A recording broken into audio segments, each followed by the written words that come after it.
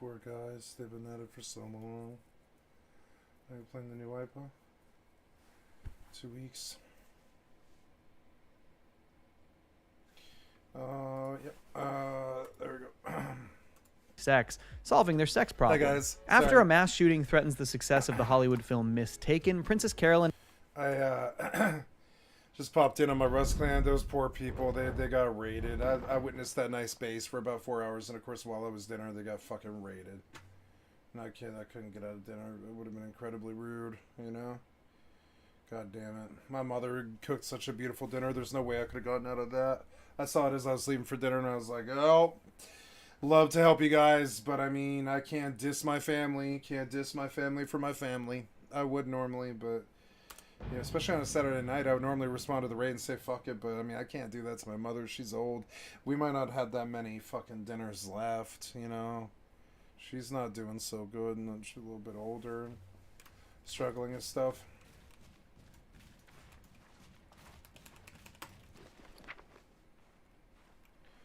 As a recovered item, a spare stylish parasol.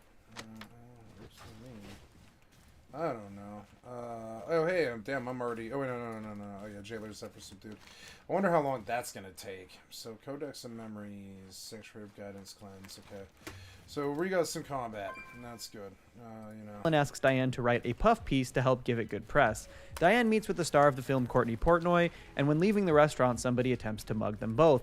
Courtney pulls out a gun and stops the mugger in their tracks. This leads to Diane trying out guns at a shooting range and ultimately writing a Girl Crush piece about having a handgun. The piece blows up and inspires women everywhere to buy guns to protect themselves. It also leads to Mr. Peanut Butter having another public feud with Diane as he hates guns, and they even debate it on live television. The rise in gun sales to women leads to massive overhauling in gun laws in California, outlawing them entirely. I can't believe this country hates women more than it loves guns. While talking to her friend Roxy, Diane pointedly ignores her to give Todd advice on his potential sham marriage with Courtney Portnoy, showing once again that she is not a very good friend to Roxy. Shortly after this, Bojack finally calls Diane, even though he has been back in LA for a while. Diane is upset that it took him so long. Bojack goes to see Diane at their house where a fundraising dinner is going on. As everyone arrives, the fracking in their yard causes the entire house to collapse underground, trapping the entire party. Diane is understandably furious at PB, and she and Bojack end up getting really drunk and having a heart-to-heart while trapped. Diane is very upset about the state of her life and her sense of self, and tells Bojack she's really upset that he didn't call her. Bojack tells her that he wanted to be better for her. Bojack opens up about the situation with his potential daughter Hollyhock, and Diane suggests mutual consent forms from the adoption agency. Bojack gives Diane the secret to being happy. Just pretend you are happy, and eventually you'll forget you're pretending. After they escape the underground, Diane and Mr. Peanut Butter begin staying in the Hotel Kangaroo Roosevelt, during which Diane enjoys many poolside massages. She tries to give Bojack advice about Hollyhock during this time, but is mostly ignored. Diane soon learns that Jessica Biel has taken Mr. Peanut Butter's place running for governor, and she convinces Mr. Peanut Butter that he has to campaign for Woodchuck to stop Biel from being elected. Not long after this, Diane tries to help Bojack find Hollyhock's birth certificate at City Hall, though they give up when they find how long the lines are. Diane is asked by Stefani to write a piece on Jessica Biel for Girl Crush, and Diane deviously plants the fact that Biel hates avocado. This revelation in the article causes her support to plummet and tanks her campaign. In January 2018, Diane and Mr. Peanut Butter decide to take the new bridge to Hawaii for a vacation, but this doesn't go very well. The massive amounts of traffic causes major tension. They decide to stop the trip and pull over to stay in a motel. While there, Diane explains to PB that she always wanted a Belle room, like the library that Belle had in Beauty and the Beast. The two return to LA, and Mr. Peanut Butter reveals that he had a Belle room installed in their new house, which infuriates Diane. Why would you think I would like this? Because you told me this is what you've always dreamed of? She says this fantasy was personal and that she feels like he ruined it. She laments the fact that Mr. Peanut Butter can't seem to grasp that she hates big grand gestures like this, and she's said it over and over again. Mr. Peanut Butter explains that he's trying really hard with these kinds of gestures because he's afraid Diane will leave him like his other ex-wives. They discuss their relationship and the hardships they've faced, and Diane expresses that she's really exhausted trying to make it work. The two end up separating, and Diane moves into a small apartment. The two of them try to remain friends and even have occasional dinners together. On one such occasion, Diane struggles with the fact that their waitress, a pug named Pickles Aplenty, is successfully flirting with Mr. Peanut Butter. PB has a housewarming party at Diane's suggestion, and she attends, sporting a fresh new haircut. Though she invited Bojack, she ends up attending the housewarming party alone. While at the party, Diane sees Mr. Peanut Butter kiss Pickles, but is really bothered when she sees him place his hand on the small of her back, pulling her in closer. This triggers Diane immensely, and she leaves the party sobbing. Diane immediately leaves LA and flies to Vietnam to get away, though she is quickly asked to write for Girl Crush while she's there. She writes a piece called 10 Reasons to Go to Vietnam, a Girl Crush personal travel guide. Diane struggles with her time in Vietnam as she doesn't actually speak the language. While there, she meets a crew member on a film who assumes she's Vietnamese and can't speak English, and she actually goes along with it. It eventually falls apart and they argue before she leaves. You were just pretending this whole time? I was actually feeling something special here. Really? Diane flies back to LA and Mr. Peanut Butter picks her up from the airport. They catch up, and when they arrive back at Diane's apartment, they sign the papers to finalize the divorce. Mr. Peanut Butter tells Diane that he's now dating Pickles, and Diane tells him that she's happy for him. Shortly after this, Princess Carolyn and Flip McVicker cast canceled actor Vance Wagner to play Fritz on Bojack's new series Filbert. Diane questions and disagrees with this decision immensely. After Vance eventually turns down Filbert, PC changes her tune and wants to cancel him, so she puts Diane and Bojack together to speak out against him. With Diane's talking points, Bojack successfully becomes a feminist media talking head. Diane is then confronted by Ana Spanakopita about the takedown of Vance, and Diane gets heated about the lack of accountability in Hollywood. Woman to woman. Can't you admit this is screwed up? After this, Vance Wagner says that he left Filbert because it was sexist. So Diane and Bojack review scripts, and Diane claims that the show is in fact sexist. She makes some really important points about how Filbert seems to use its deconstruction of toxic masculinity merely as an excuse to relish in toxic masculinity. Bojack largely writes off what she says. Later, after a Revelation on Orion Seacrest Type's podcast, Bojack asks Diane to come work on Filbert and help fix the issues with the scripts. She's hired on the show, and Mr. Peanut Butter is then cast as Fritz. On Diane's first day on set, the creator Flip McVicker basically tells her to keep quiet and cash her checks. Sit in my office, don't chew too loud, and collect your paycheck. When Diane leaves set, she finds Ana Spanakopita in her car. Ana plays an audio tape of Allow Bojack me to vaguely help. admitting to something that happened between him and a girl in New Mexico on a boat. What? I keep asking myself, if her mother didn't walk in, would I have done it? Diane continues to struggle to get Flip to listen to her suggestions. On PC's advice, she manipulates Flip into thinking the ideas were actually his. One of the ideas leads to a stunt that gets Bojack hurt on set, and Diane feels really guilty about this. Diane also continues to struggle with what to do about the tape she heard of Bojack. Orders. She consults her therapist and works to through her feelings on ashes. it. Diane's changed behavior towards Bojack leads him to seeing Diane's therapist himself, which eventually leads to the doctor cutting ties with Diane and keeping Bojack as a client. Diane actually comes to terms with this and tells Bojack he needs more help than she does, but Bojack writes off the entire concept of therapy and claims he's too smart for it.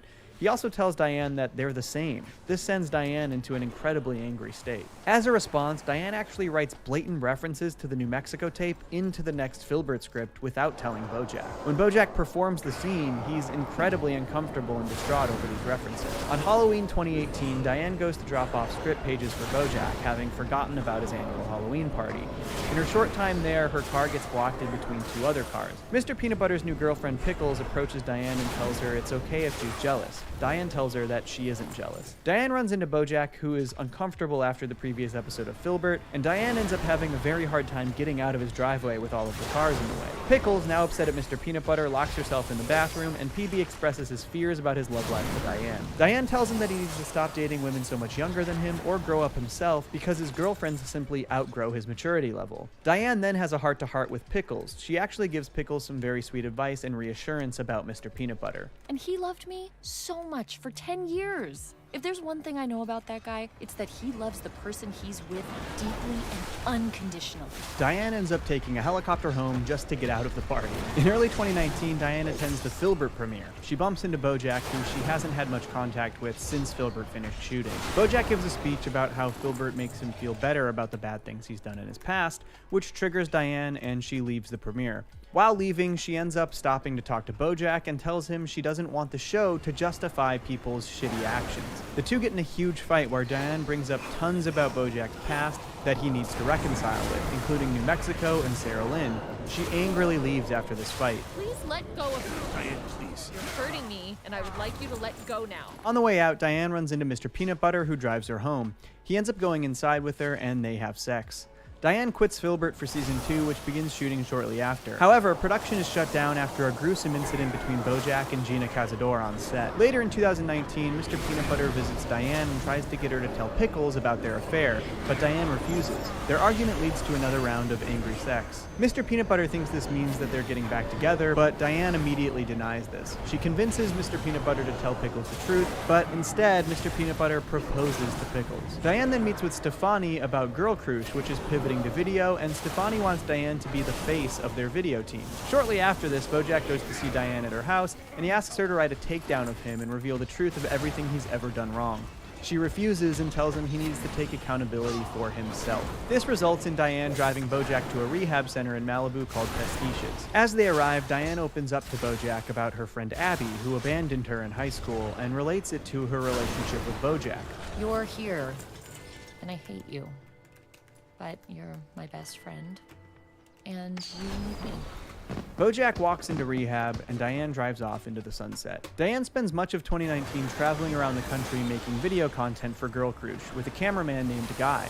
Eventually, the two start a romantic relationship. The pair stop in Guy's hometown, Chicago. Diane and Guy go through some awkward stages while determining what their relationship means. Guy doesn't want to introduce Diane to her son unless it's serious, and also doesn't seem to know how to introduce her to his friends. Stefani tries to convince Diane to start chasing more feel-good stories, which she tries to do, but ultimately ends up chasing a scandal surrounding the White Whale Corporation. While chasing this story, Guy and Diane argue about aspects of her life, and Guy wonders why Diane doesn't leave LA if she's so miserable there. She in turn criticizes him for his wishy-washy feelings on their relationship. Am I your girlfriend? Am I the, woman that I work with? They end up going to the White Whale building, where the CEO reveals the full scope of their scandal and power. It's also revealed that Congress passed a bill that makes murder legal for billionaires, protecting him from prosecution. After this failure, Diane decides to go back to LA, and she waits at the train station with Guy. He wants her to stay in Chicago, but Diane refuses. As soon as she arrives back in LA, Diane has the realization that she made a mistake. She calls Guy back and tells him that she wants to move to Chicago. Before Diane leaves LA for good, she goes to see Bojack. Bojack has been in rehab this entire time, but is out on a day pass for Mr. Peanut Butter and Pickles' surprise wedding being thrown by Todd. Diane meets him there. Unfortunately, Mr. Peanut Butter reveals the truth about him and Diane to Pickles right before the surprise, leading to everyone at the party hiding from the couple, including Diane and Bojack, who have a heart-to-heart while hiding. When I got my 2-month chip, I thought, I wish Diane could see this. Diane wants to make sure Bojack will be okay without her, and he tells her that he will be. Diane moves to Chicago in mid to late 2019 and struggles immensely to write her new book on personal essays. She then begins to struggle with depression. She's worried that going on antidepressants will have negative side effects like the ones she dealt with in college. Despite this, Guy gently pushes Diane towards taking the meds. I'd feel better if you just tried the medication your doctor prescribed. Well, I'd feel worse. While Guy is on a work trip to the Galapagos Islands in late 2019, Diane gets a surprise visit from Bojack, who is now out of rehab. Her apartment is a disaster and is littered with trash and cigarette butts. Diane opens up about her struggles with her book and her insecurities about her relationship and what might happen if she takes antidepressants. That if she takes them, it will just reveal the real her to the world and to herself. The messy, struggling writer who she feels she is in this very moment. Bojack tells Diane something she really needed to hear. I wanted to thank you for believing in me when I didn't, and for encouraging me to accept the help I needed. This helps shift Diane's perspective, and she decides to start taking the antidepressants. In early 2020, the antidepressants are having a mostly positive effect on Diane, though she is still struggling to write her memoir. She tries really hard to access and write about her trauma, but with little luck. While working on her book at the mall, she ends up writing a young adult mystery story called Ivy Tran Mall Court Detective, inspired by what she saw at the mall. But she thinks this kind of story is beneath her and wants to write about her trauma. When she continues to struggle writing her memoir, she goes off her meds, which sends her spiraling. Guy encourages Diane to continue taking her meds, and also, without her knowledge, sends Princess Carolyn the pages of her Ivy Tran story, which gets an incredible response from PC. Diane is of course furious about this and still wants to write her deep, gritty memoir. In May 2020, Diane goes to visit Bojack at Wesleyan University, where he's now teaching. She goes there to see his drama class's end-of-semester performance. After the performance, Diane has a deep conversation with Princess Carolyn about what it would mean to write about her trauma as a coping mechanism, as a way for her pain and suffering to make sense and to be turned into something useful. That means that all the damage I got isn't good damage. It's just damage. Eventually, Diane decides decides that she's going to write the Ivy Tran book instead. After this, Diane, PC, and Todd discover Bojack passed out in front of the theater, and they help him back to his office. He reveals that there are reporters looking into his past and planning to run a story about him. They just don't know what. The group racks their brains trying to figure out what the story could be about. One of the reporters, Paige Sinclair, ends up calling Diane and asks about Bojack's relationship with Sarah Lynn. PC wants to try and spin the story, but Diane knows this is a bad idea. She even questions Bojack's involvement with Sarah Lynn, knowing certain details that others didn't. She died of a heroin overdose, yeah? And you had heroin. Bojack ran. You kept it in your glove compartment. Bojack reveals that he did give her the heroin that killed her, and Diane tells them she doesn't want any part of what's happening, and she leaves. Bojack ends up having a TV interview with Biscuits Braxby about his part in Sarah Lynn's death, but Diane doesn't want to watch it. The interview ends up going well, and Bojack schedules a second interview for the following evening. The day after the interview, Diane meets Guy's son, Sonny, for the first time, and immediately makes him cry when talking about his parents. Later that night, Diane is struggling to write and decides to turn on Bojack's second interview. She catches the end where Biscuits tears into Bojack about being a selfish and careless person. Bojack actually agrees with Biscuits, and Diane shows a look of discomfort and conflict. 3 months later, Diane is still revising her book, but has an advanced copy. She considers writing more adult content, but PC presses her to try and write a sequel to Ivy Tran. Sonny actually reveals that he read her advanced copy of the book and that he loved it. He has a really nice conversation with Diane about some of the inspiration for the characters, like Ivy and Moose's relationship mirroring Diane and Bojack's. Sonny says he thinks the book will be good for girls with low self-esteem, and Diane says she'll start working on the sequel. Weeks later, the book is released. But also, Guy's ex-wife Lady is moving to Houston with Sonny, and Guy asks Diane to move there with them so he can stay with his son. While Diane is doing book signings, she finds a book written by Mr. Peanut Butter. She calls him and the two catch up and get some much needed closure and perspective on their relationship. Mr. Peanut Butter tells Diane something important that she takes to heart. If we hadn't met each other until now, we wouldn't be the people we are now. Yeah. Not long after this, Diane gets a drunken phone call from Bojack, who leaves a message, basically telling her that he's going to go swimming while drunk and high with little regard for his own safety, unless she calls him back. She woke up to the message and called the police to try and check on him. Bojack nearly drowned in his old pool, which struck Diane with heavy guilt. Bojack is actually tried and sent to prison for breaking and entering into his old house. This guilt made Diane question her entire relationship and all of the decisions she's made, and almost caused her to not move to Houston with Guy. She eventually changes her mind, and the two of them get married. In 2021, Diane runs into Bojack at Princess Carolyn's wedding. Bojack meets Diane on the roof, similar to where Bojack first opened up to Diane when they were riding One Trick Pony. Diane vented about everything Bojack's voicemail did to her, and opened up about her life since then. She expresses something important to her, that the people we meet and the relationships in our lives are all a part of who we are and how we become ourselves. She doesn't regret being with Mr. Peanut Butter because he helped make her who she is. And implicitly, she feels the same way about Bojack. Even if their relationship is coming to an end, she's happy to have met him. She says one last thing that she needs to say. It's going to be okay. And I'm sorry. And thank you.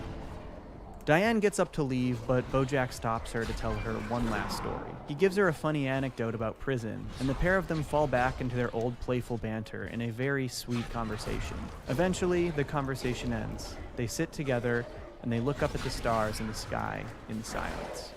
And that is the complete Diane Nguyen timeline.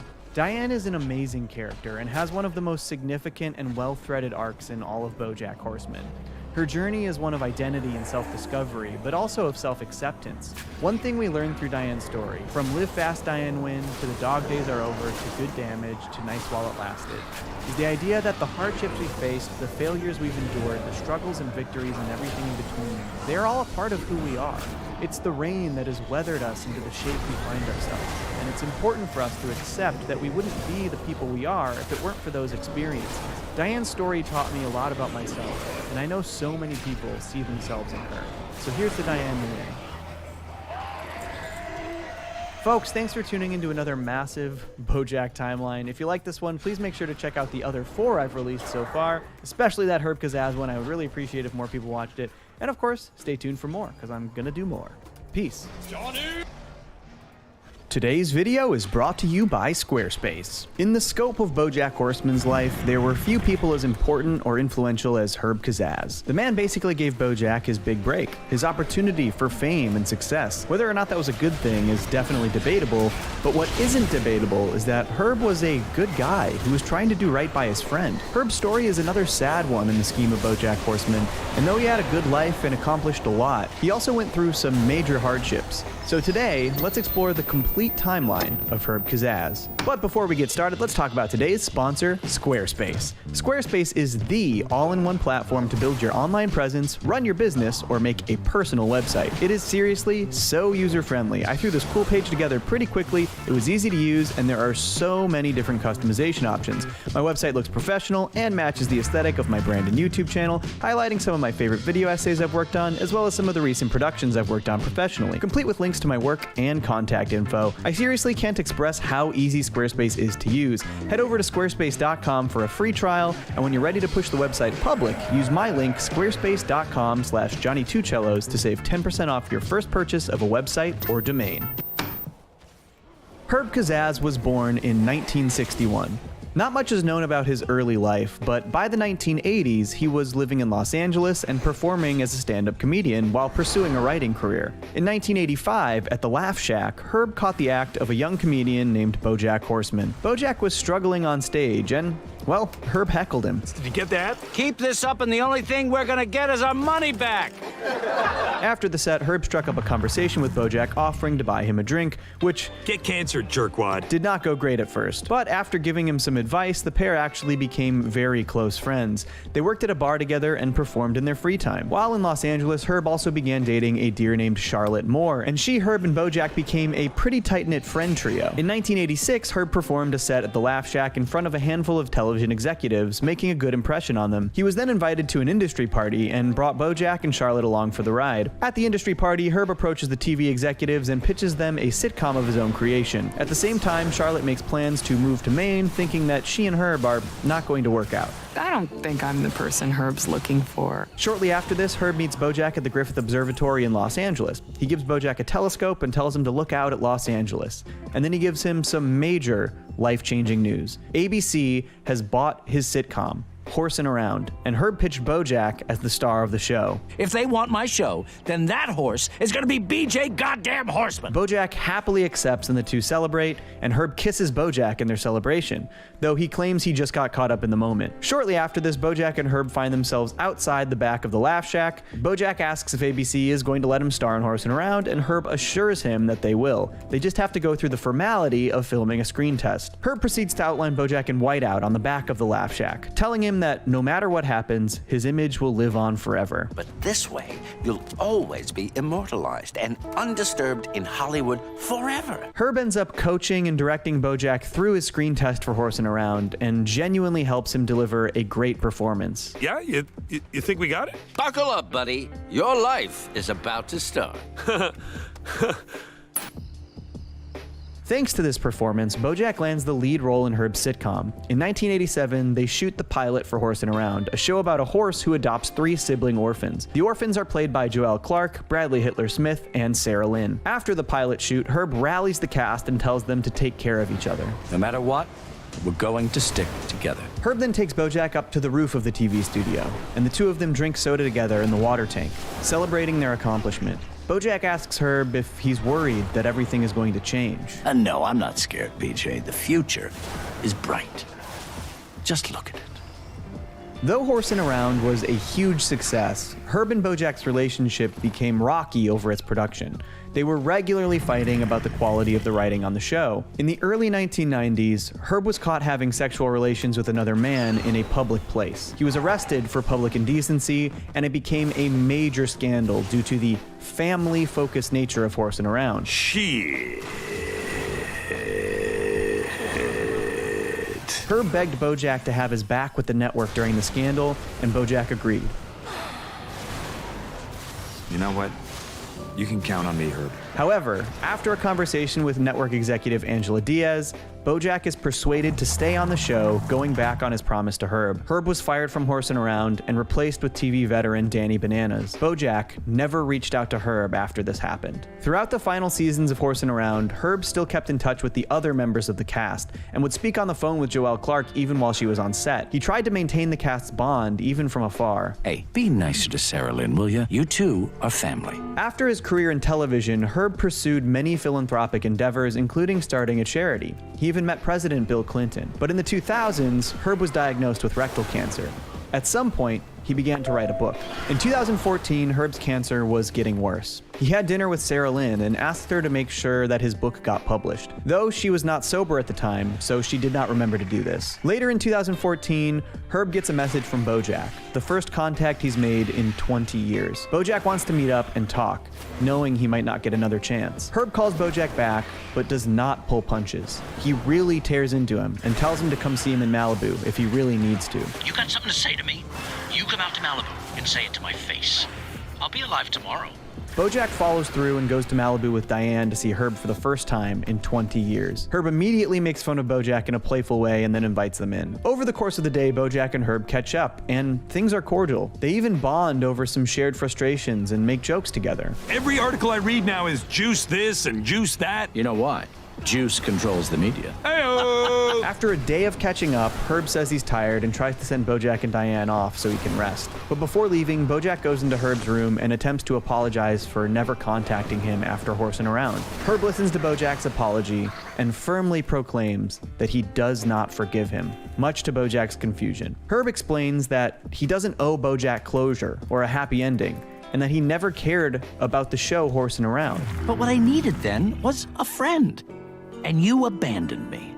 And I will never forgive you for that. He then tells Bojack to get out of his house. On the way out, Bojack notices the telescope from when Horsing Around was greenlit, but Herb emerges to tell him to give it back. The two end up fighting over the telescope until Bojack leaves. This would be the last time Herb ever saw Bojack Horseman. In 2015, miraculously, Herb actually beats his cancer. Unfortunately, while driving home from the hospital, his car brakes gave out. He crashed into a truck, but again miraculously survived the crash. Double unfortunately, it was a peanut truck, and Herb was deathly allergic to peanuts. The peanuts killed him instantly. Here are some excerpts from his final tweets. Oh no, I think I'm gonna hit that truck. Hashtag, hopefully it isn't full of peanuts. Hashtag, oh no, it was full of peanuts. Herb's funeral was not huge, but had some notable attendees, including the entire cast of Horsing Around and Herb's good friend Henry Winkler, who gave the eulogy. Herb's one posthumous wish was what he asked Sarah Lynn for back in 2014. He wanted to make sure that his manuscript was published. Herb's gold, as he called it. Unfortunately, as it turned out, the manuscript was not very good. But also hungry, ... for life. He literally wrote out ... Herb's friends decided that what was best for his legacy was that the manuscript not be published. For some reason, Herb's ashes were then given to Bojack Horseman. To honor his legacy, Bojack donates to an orphanage and names it after Herb, leaving his urn there, though there was a mistake on the plaque reading Gerb instead of Herb. You know, Herb would probably think that this is pretty funny that you couldn't even get this right. And this concludes the story of Herb Kazaz, comedian, writer, showrunner, philanthropist, and friend. Though his life was cut short in more ways than one, Herb remained optimistic and always pushed forward. He still harbored resentment and made tough decisions, like choosing not to forgive Bojack, but he didn't let it consume him. He led a life that many can only hope to. So, how would you describe your life, Herb? It's a catastrophe. And that is the complete timeline of Herb Kazaz. I know this is another kind of sad side character, but I needed to do a shorter one because that Todd timeline was a beast. So enjoy the short ones while you can. The next ones are going to be monsters again. Make sure to comment below which timeline you'd like to see next, and I'll see you next time. Peace. Johnny Two-Cello.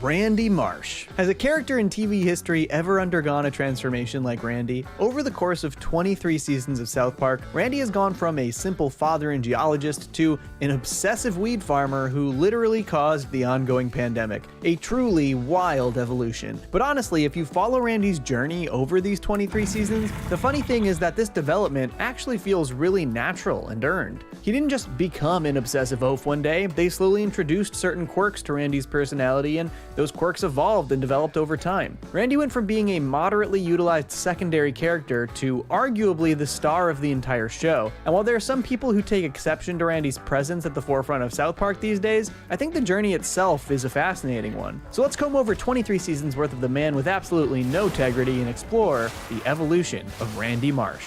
Oh, hey, you! Johnny, that cartoon just cursed. Tariq, we did this bit on my last video. Talk about the podcast. Cartoons That Curse is a podcast I host with my good friend Toon Rev Tariq, where we talk about all of our favorite adult animated series one season at a time. We've been talking about Futurama, and we'll probably be talking about South Park at some point. So make sure to check it out on Spotify, Apple Podcasts, Stitcher, Google, or watch the video version here on YouTube. Thank you. Huh. I don't know. Maybe I'll drink a few more beers and see where the party takes me. Randy's first appearance comes in the third episode of the series, Volcano, though it wasn't yet revealed that he is Stan's dad. He's introduced as the town geologist who ultimately saves the town from an erupting volcano. All things considered, he's a pretty normal and competent dude in this first appearance. He alerts the mayor about the volcano eruption, finds a solution, and executes it. Although, he does burn down Denver in the process. While Randy is present in many episodes of South Park over the first 8 seasons or so, there are really only a handful of episodes that bring Randy to the forefront of the conflict, and often that is through his son Stan. That being said, they do start to set up some traits that end up defining Randy pretty substantially later on. In episode 212, Clubhouses, Randy and Sharon decide to get a divorce after fighting incessantly. Don't interrupt me. You always interrupt me when I talk. Can't you see that I don't interrupt you. This isn't really portrayed as anything overly dramatic. It's mostly played for laughs, exaggerating the types of things that happen when a couple gets divorced. We see Sharon immediately move on to a new man, while Randy gets a nice new convertible and starts partying, quickly taking to single life. But this is mostly portrayed from Stan's point of view. While the episode is mostly parodying the effects of divorce, this would be sort of a small hint at Randy's obsessive personality that would be showcased later. In the end, the two of them of course get back together. In 302's Spontaneous Combustion, we start to see a sort of proto-Randy, a solid example of some things that the show would start to do with Randy later on, though it's still not a huge focus. When citizens of South Park start to spontaneously combust, Randy is tasked with finding out why, since he's apparently the town's only scientist. The sequences where Randy is doing research are pretty classic. They just show him mixing random chemicals in the basement while he brainstorms. That's pretty classic. I said that already. But funny enough, Randy does figure out what's causing the spontaneous combustion. Kenny combusted because he held his farts in for too long. You mean all we have to do is fart and we won't explode? Exactly. And he literally wins a Nobel Prize for this discovery and solution, which he is then stripped of when the farting solution causes way more problems than it solves. On paper, pretty classic Randy. In execution, relatively subdued compared to what we've gotten used to. 308's Two Guys Naked in a Hot Tub is a really funny episode, but honestly, it starts to explore Randy's fears and regrets in ways the show hadn't yet. Randy actually laments his lack of freedom that comes with his life as a family man. I love having a family and all. I just miss being able to party, drinking and socializing and experimenting with all kinds of different things. I'll touch more on this aspect of Randy's fears later, because for now it's mostly used as an entry point for Randy to, alright, what's the monetization friendly way to say this? Pleasure himself in front of Gerald, and then get really insecure that somebody's going to find out. 408 Something You Can Do With Your Finger feels like a really good early example of some of Randy's weirder quirks and interests being revealed. Randy is absolutely furious that Stan is in a boy band, and his attitude towards the whole thing is really funny. It feels like they were starting to feel out a lot of the fun traits that they could roll with later in the show for Randy. We learned that when Randy was 18 years old, he too was in a boy band, Ghetto Avenue Boys, and he was wildly successful for a year of his life. Unfortunately, the music industry spit him out as quickly as it ate him up. Because all the fame, the money, the women, all it did was build me up so that I could be knocked down harder than anybody in the world. Honestly, I think this line here is actually really revealing, and the show slowly starts to paint a picture of this sad, regretful father who is afraid that his best days are behind him. These aren't the only episodes in early South Park that feature Randy heavily, but they are the ones that sort of individualize him. He still does plenty of other weird, quirky stuff throughout this era of South Park, but honestly, for a huge chunk of the other episodes, it's the entire town that goes along with these weird, quirky situations. Randy is often just a part of a bigger mob that's partaking in these strange events. Outrage about Shin Pokemon's effect on kids? Randy's there. Civil War reenactment? Randy. Becoming zombified by Ritalin? Randy's there too. He sort of leads the charge in leaving the church and becoming atheists, which a lot of people end up doing in this episode, and also starts shitting out of his mouth. South Park embracing the metrosexual lifestyle? Oh, you know Randy's there. It's super fabulous. Would you like some Shiraz? He's at the forefront of the pro/anti-war conflict in I'm a Little Bit Country. He becomes obsessed with Walmart when the town builds one. He convinces the whole town to double down when they try to win South Park back from the casino. Stan, okay? You just don't understand the fine points of gambling. You're never supposed to stop when you're on a winning streak. There are honestly countless examples of Randy going along for the ride with the other citizens of South Park. A major aspect of the show has always been the town of South Park itself getting really caught up in ridiculous conflicts. And usually when Randy was a part of them, he was sort of just our window into the townspeople. He wasn't necessarily a standout. Like in A Little Bit Country, yeah, he's one at the forefront of the anti-war protests, but he's mostly just representing half of the town. There's nothing inherently Randy about his actions in the episode. He's just our access point into this side of the conflict. Though episodes like My Future Self and Me do start to show off some of Randy's quirks through some of these town-wide situations. And some episodes maybe put a tad more of a focus on Randy, even though it's a town-wide conflict. Like when the Walmart moves into town. Dad, you're a geologist. I'll make less money, sure, but as long as I buy everything at Walmart, it'll all even out. But overall, these early seasons of South Park primarily showcase Randy as a slightly more prominent South Park citizen, and not nearly as much as an individual. But in Season 9, one episode would change that forever. I'm not allowed to stand up for myself? I thought this was America. Huh?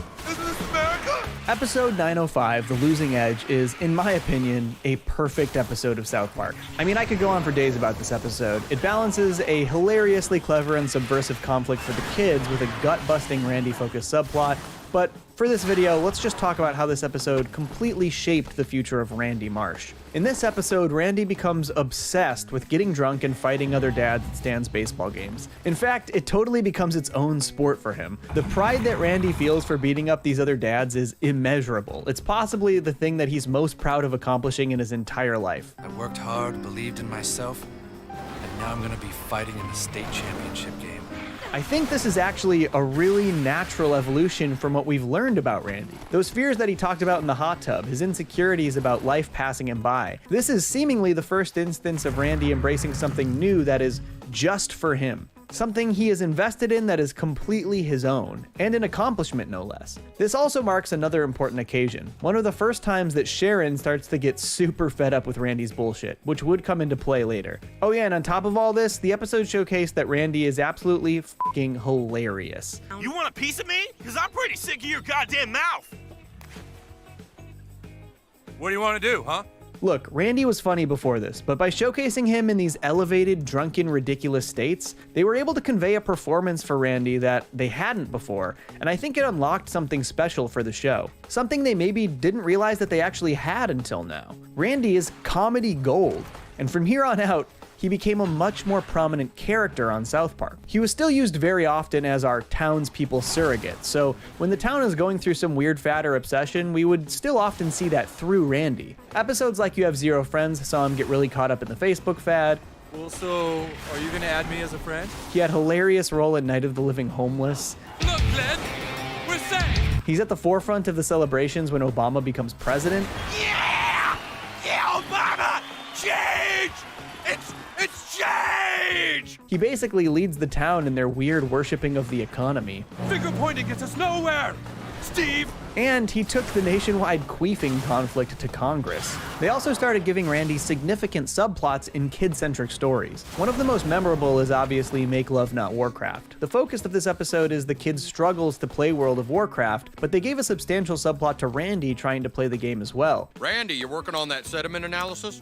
Not now, Nelson. I just joined a big party of night elves and we're gonna explore the Tower of Azora together. And this riffs pretty well on those insecurities that we've been seeing slowly surface for Randy as the show goes on. He becomes more and more obsessive over seemingly trivial things, and oftentimes things that are loved by younger generations. Randy is initially confused by World of Warcraft, but quickly gives it a try for himself. Hey, he even saves the day before being killed in front of Stan.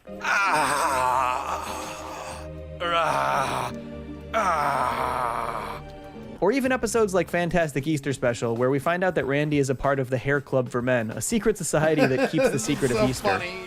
with all the frills upon it. I'll be the grandest lady in the Easter parade. Side note, this is one of my favorite episodes of the whole show. The idea is hilariously randy, but it's also mostly just the inciting incident for Stan's big Easter adventure. They just start to utilize him in a more foundational supporting role, rather than just part of the town. But the biggest change after The Losing Edge was that we started to get episodes that were basically 100% Randy episodes, and we would usually get at least a couple a season. Even the end of season 9 throws Randy to the forefront of the show again in Bloody Mary, when Randy gets pulled over for drunk driving. What seems to be the officer problem? This episode actually deals with Randy's addictive personality, but it also does so in the most Randy way possible. When an AA meeting tells Randy that his alcoholism is a disease, Randy takes this, well, about as far as you'd expect Randy to take it. This disease is just eating me up. I hate my illness. After this, we see so many Randy-centric episodes that continue to elevate the Randyisms to a ridiculous degree. Season 11's Apologies to Jesse Jackson shows Randy, well, we all know what Randy does in this episode. Just ludicrous stupidity, and his response to the controversy is equally ludicrous. Season 13's Pinewood Derby is another of my personal favorites, and this is basically just a Randy highlight factory. He's so desperate for Stan to win the Pinewood Derby that he steals a superconducting magnet from the Large Hadron Collider. Because of this, the car literally breaks warp speed, leading to first contact with alien life. But because of Randy's complete incompetence, he basically leads the human race down the exact wrong path. In the end, it turns out that the aliens were testing the human race to see if they were worthy of being a part of their intergalactic federation, and Randy's leadership gave them their answer, a resounding no way. Since you did not return the space cache, your species and your planet is hereby forever blocked off and barred from the rest of the universe. I mean, to be fair, the entire planet goes along with Randy's awful plan, so it's not all on him, but he did lead the way. In fact, Randy is shown to lead a lot of weird fads. Season 14's medicinal fried chicken is a particularly egregious example of this. When a medical marijuana dispensary opens up in South Park, Randy literally gives himself cancer so that he can get high all the time. Can I show this? I don't know if I can even show this. You can. I guess I'll do some blurring. But Randy also ends up convincing all of his friends in town to do the same thing. This is so funny, but it's another example of the lengths Randy would go to feed his addictive personality. And the show also goes to great lengths to explore the depths of Randy's insecurities. In the episode More Crap, Randy breaks the world record for largest dump ever taken. He instantly gets competitive about it, and he is so depressed when his record is beaten by Bono. Look, this is absolutely one of the most ridiculous episode premises in South Park history, but you cannot deny that it truly explores Randy on a substantial and meaningful level. I know that this late in my life, I'll never come so close to finally having meaning. The longer the show continues, the more they explore Randy's regrets and his desires to leave some sort of lasting impact on the world, to have some sort of major success that gives his life the meaning he craves. This idea is also further explored in season 14's Cream Fraiche. I can't say this title without laughing. This episode is where Randy becomes completely obsessed with the Food Network and becoming a celebrity chef. He even starts working at the school cafeteria. Today we're going to be making the students my tasty baked ziti with basil and fresh mozzarella. Damn, remember Chef? I miss Chef. This episode ultimately gives an alternative explanation for Randy's Food Network obsession, but this again illustrates Randy's desire to be something more than what he already is. And this actually comes to a head in an incredible season 15 episode, You're Getting Old. This episode is genius, one of my favorites of the whole show. I know I've said that a bunch already. And Randy's story is very much secondary to Stan's, but it also says a lot about the state of South Park. Honestly, I think I might do a separate video on this episode and its place in South Park history, but for now let's focus on Randy. The episode is specifically about Randy's refusal to admit that life is passing him by. The kids are all into a new music genre called tweenwave, which pointedly sounds like literal shit to Randy and all other adults. Oh, come on. That music sounds like shit.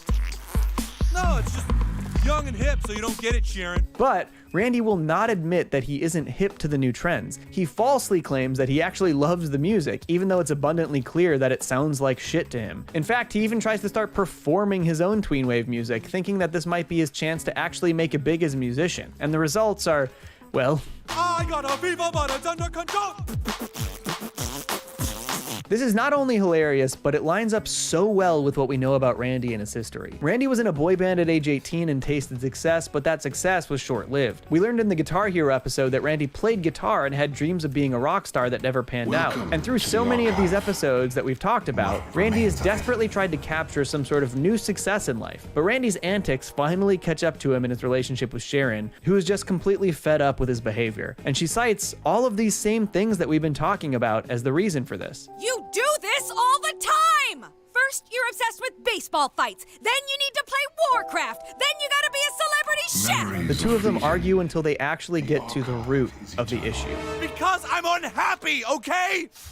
I've been unhappy for a long time. Now, this is definitely metatextual and has a lot to do with how Matt and Trey were feeling about the show itself at the time, which again, I'd really like to make a video about, but this also says a ton about Randy as a character. After all, in a lot of ways, Randy is a reflection of Matt and Trey themselves, so it all kind of ties together. The reason that Randy continues to become more bombastic and obsessive and journey down these ridiculous story paths is because he isn't happy with his life, something that has been really well established over the course of the show. This episode actually ends with Sharon and Randy getting divorced. And honestly, the montage set to Fleetwood Mac's Landslide is really emotionally affecting. Okay, maybe the song is just emotionally affecting no matter what, but I love the sequence. And while this episode and its follow-up did sort of put out the idea that the show and its characters needed a change and shouldn't just reestablish the status quo, they sort of throw that idea away for a quick joke. Get in the car, Stan. Your mom and I are moving back in together. What?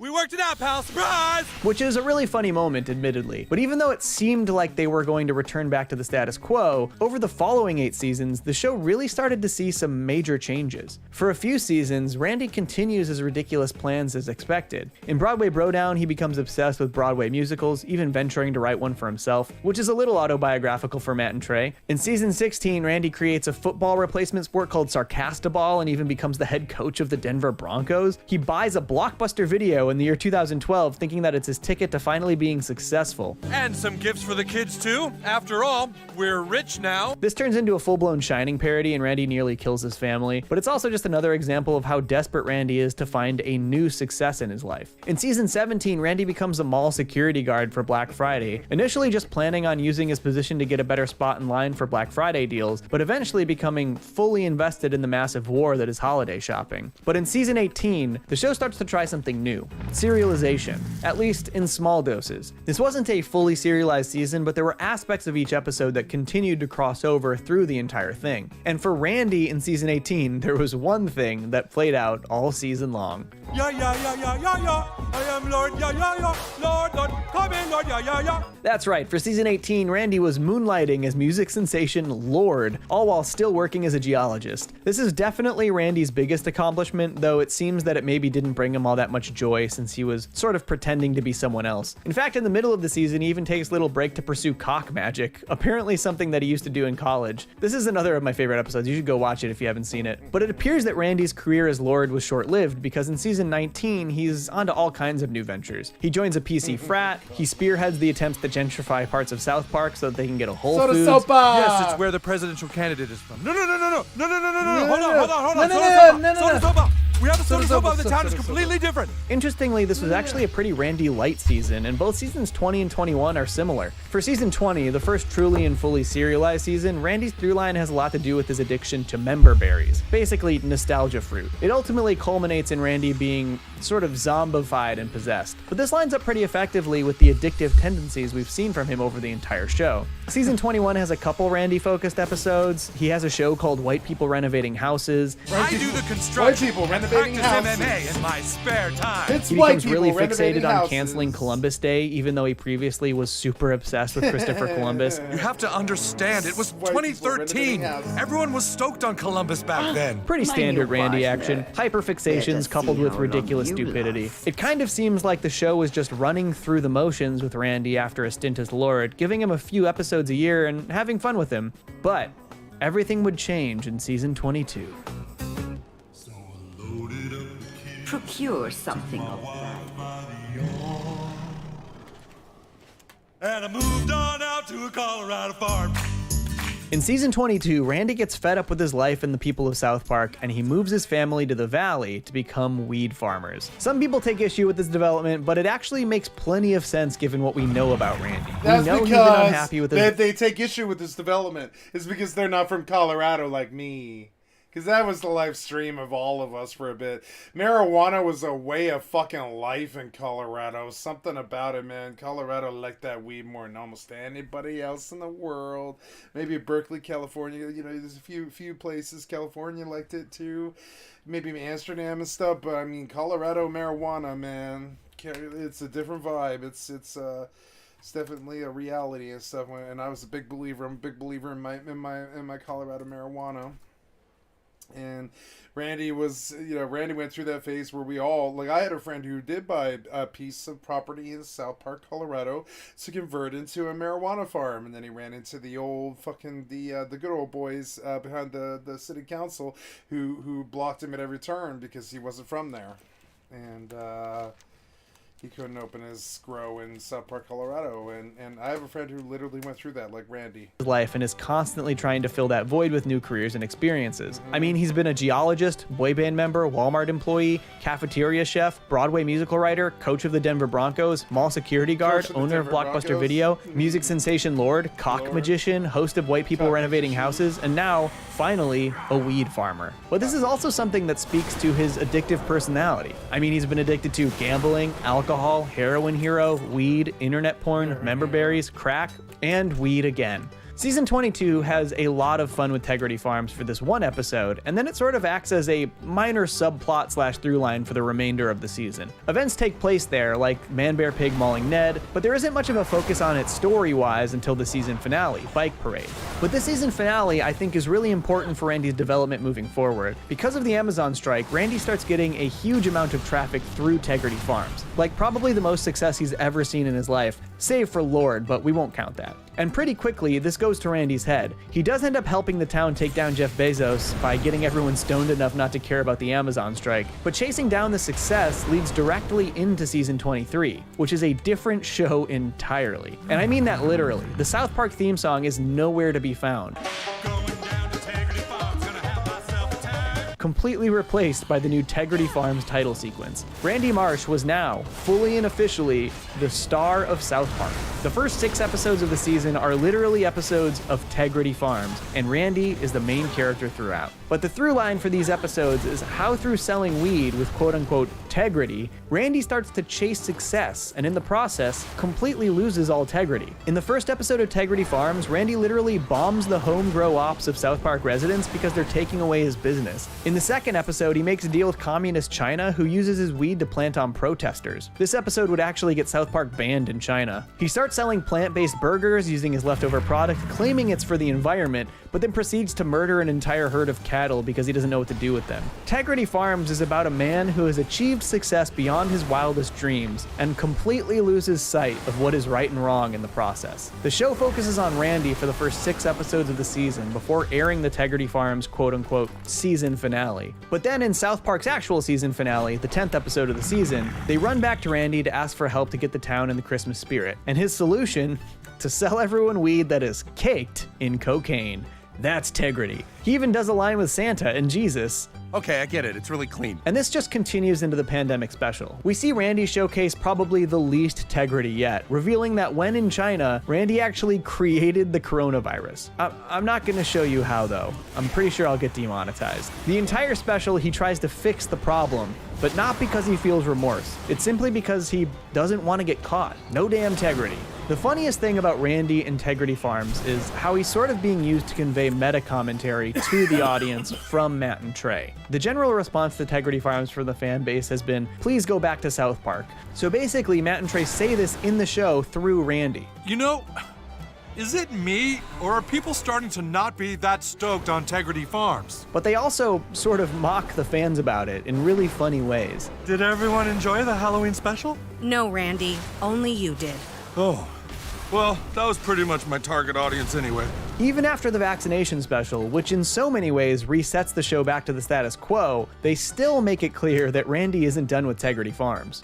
And honestly, I'm pro Tegrity Farms. I know it's not everyone's favorite, but I'd rather the creators of the show have fun and find creative inspiration than try to force the show to be what it used to be. I don't want a soulless imitation of South Park's classic seasons. I want inspired stories that they're excited to tell. So for now, Randy Marsh is the owner. One of the things I really love about South Park is it helped convey to the world how much I love my home. Imagine how much the people love South Park. The people of South Park love South Park. That's how much I love my home. I should be home, but the government in Colorado kind of attacked me.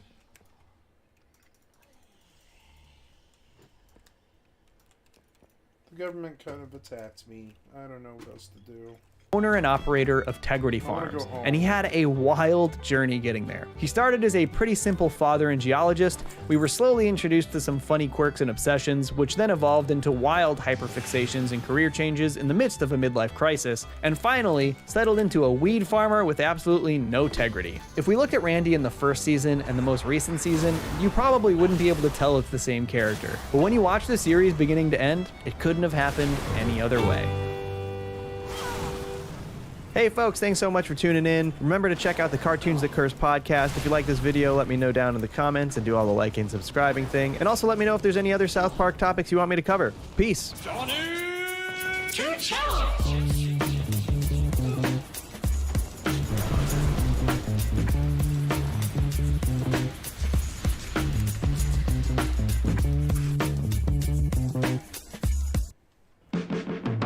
BoJack Horseman has the greatest title sequence of all time, and you're gonna have a really hard time convincing me otherwise. It's one of those intros that I absolutely refuse to skip anytime I'm watching the show. But this incredible sequence isn't just an amazing work of art in itself, it's also jam-packed with show-accurate details that change alongside the events of the series. Some of these details are small, some are big, but all of them correspond to something in the actual narrative of the show. Adult animation has a long history of episodic changes in their title sequences, the most obvious example being The Simpsons couch gags, but BoJack's take on this practice is as unique as the series itself, and often the details actually offer incredible insight into the story and themes. So let's dive into this legendary title sequence and break down every tiny detail it has to offer. Spoilers ahead for the entire BoJack Horseman series, and yes, I have talked about these details before, but I missed some, and I know I can do it better now, so there. Alright, I'm not gonna hit you with any fancy ad segues today, but here's the deal. I've been seeing ads for Raid Shadow Legends for so long, and honestly, I never gave them a second thought, but when they approached me for a sponsorship, decided to give the game a fair shake, and honestly, it's pretty sick. For the last week, I spent a couple hours a day playing Raid Shadow Legends, and it has really satisfied that love of old school turn-based battle systems that I really feel like modern games are missing. I miss this kind of stuff. You can customize, upgrade, and level up your unique champions and put together a team with a solid, diverse skill set. Check this out, I am destroying this terrifying forest dragon, and there are so many ways you can play the game. Campaign, dungeons, clans, PvP, you name it. Raid just passed their 2-year anniversary, and the game is bigger and better than ever before. They've just had a month and a half of awesome events and tournaments, and there's no sign of them slowing down anytime soon. This month they're releasing a new batch of epic and legendary champions, which look amazing, and there are even more coming up in the future. Raid also released the second rotation of the Doom Tower. That means new rewards, new gear to win to customize your champions, but also 2 brutal-looking bosses to take on, the Celestial Griffin and the Eternal Dragon. Can't wait to try and take them down. The coolest thing is that if you want to check it out, you can get a huge head start with this free epic champion, Jotun, 100k silver, 50 gems, and 3 ancient summoning shards for new champions. Just use the link in the description or scan this QR code and click the chest in the top right corner. Use the link in the description, and I'll see you on the next raid. The title sequence for BoJack Horseman is already brilliant on its own. Season after season, BoJack continues going through the same motions over and over again. As his surroundings change, as people in his life come and go, BoJack stays the same. It's a beautiful representation of BoJack's own journey throughout most of the series, the ongoing cycle of self-destruction. And of course, the intro sequence itself doesn't change fundamentally until Season 6, the season where BoJack actually works to better himself and make those changes that he desperately needs. But while we can appreciate this work of art on a larger scale, let's dive into the tiny details. In episode 103, we see Todd jumping on Bojack's bed, breaking one of the legs of the bed as a result. Starting in 104, the title sequence replaces the bed's leg with a stack of books or magazines. In that same episode, we also see Sarah Lynn light Bojack's ottoman on fire, and of course in the title sequence following this episode, the ottoman is burned as well. In episode 106, our A story is a D story, Bojack steals the D from the Hollywood sign in an attempt to win over Diane. In subsequent title sequences, the D is missing from the sign in the background,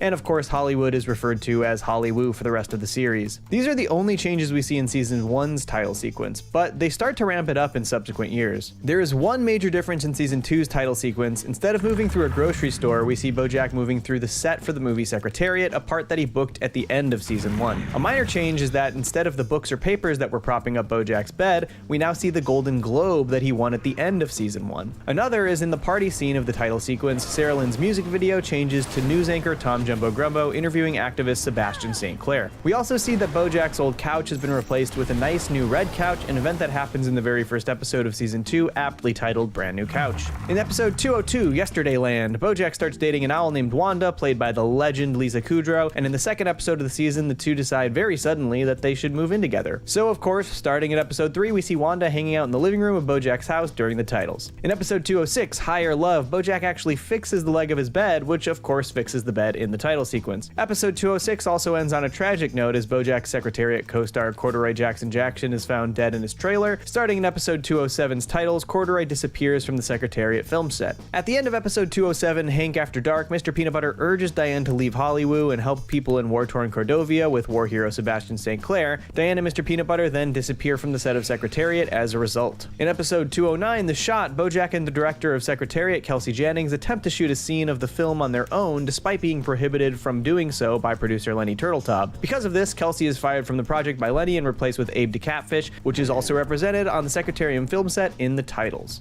In episode 210, Yes and Wanda and Bojack break up, so of course Wanda is gone from all the title sequences thereafter. Episode 211 actually takes place in New Mexico in a situation completely new to Bojack, so we actually get an entirely new sitcom-like title sequence for this episode. Kyle and the kids, Kyle's the dad and Charlotte's married to him. And that does it for season 2, so let's move on to season 3. The major scene change from season 2 to 3 is the set of Secretariat is now the red carpet premiere of Secretariat. The first minor change we see is on the TV during the party scene. Tom Jumbo Grumbo's interview now changes to an interview with pop sensation Sextina Aquafina, who's featured more heavily this season. And the last minor change between seasons is that the boat Bojack buys in New Mexico in season 2 can now be seen sitting in his driveway. This next one is really tough to catch. In episode 305, Love and or Marriage, Diane breaks her arm. So, if you look very closely in the title sequence for 306, you can see she's wearing her blue cast under her jacket. That is ridiculous attention to detail. Next is episode 307, Stop the Presses, and this one actually has a few. First off, in Stop the Presses, Todd and Emily start a new rideshare business called Cabra Cadabra and set up shop in Bojack's house. So as you would expect in the intro for 308, the business is in Bojack's living room as he moves through it. Second, it appears that Diane has disappeared from Bojack's house. Diane does say in this season that she's been avoiding spending as much time with Bojack because he brings out some of her bad tendencies, but that doesn't happen in 306, so I'm not 100% sure why they removed her here, but it still fits with her character at least. And lastly, at the end of episode 307, character actress Margot Martindale steals Bojack's boat, and therefore it disappears from his driveway in subsequent episodes. Next, in episode 308, Old Acquaintances, Todd hires the orca dancers from Whale World to become the new drivers for Cabra Cadabra. So, in 309, all of the human employees are replaced with orcas. In 309, Best Thing That Ever Happened, Bojack fires Princess Carolyn as his agent because of a major mess up in booking him some roles. So starting in episode 310, Princess Carolyn can no longer be seen in Bojack's kitchen. In episode 310, It's You, Bojack is told he's been nominated for an Oscar and goes on a massive party binge to celebrate. During this binge, he backs a car through his glass windows and into his pool, and then at the end of the episode, he and Todd have a major falling out. Starting in episode 311, there is a mess in the living room, massive hole in his windows, and Todd is of course gone. Man, what else is there to say? Johnny, that cartoon, it just cursed. Yeah, I know, Tariq. Talk about the podcast. Cartoons That Curse is a podcast I host with my good friend Toon Rev Tariq, where we talk about all of our favorite adult animated series one season at a time. We've been talking about Futurama, and we'll definitely be covering BoJack Horseman at some point, so make sure to check it out on Spotify, Apple Podcasts, Stitcher, Google, or watch the video version here on YouTube. Thank you. Sorry about Tariq, that was kind of rude of him to interrupt. Fuck you, Johnny. Love you too. Okay, where were we?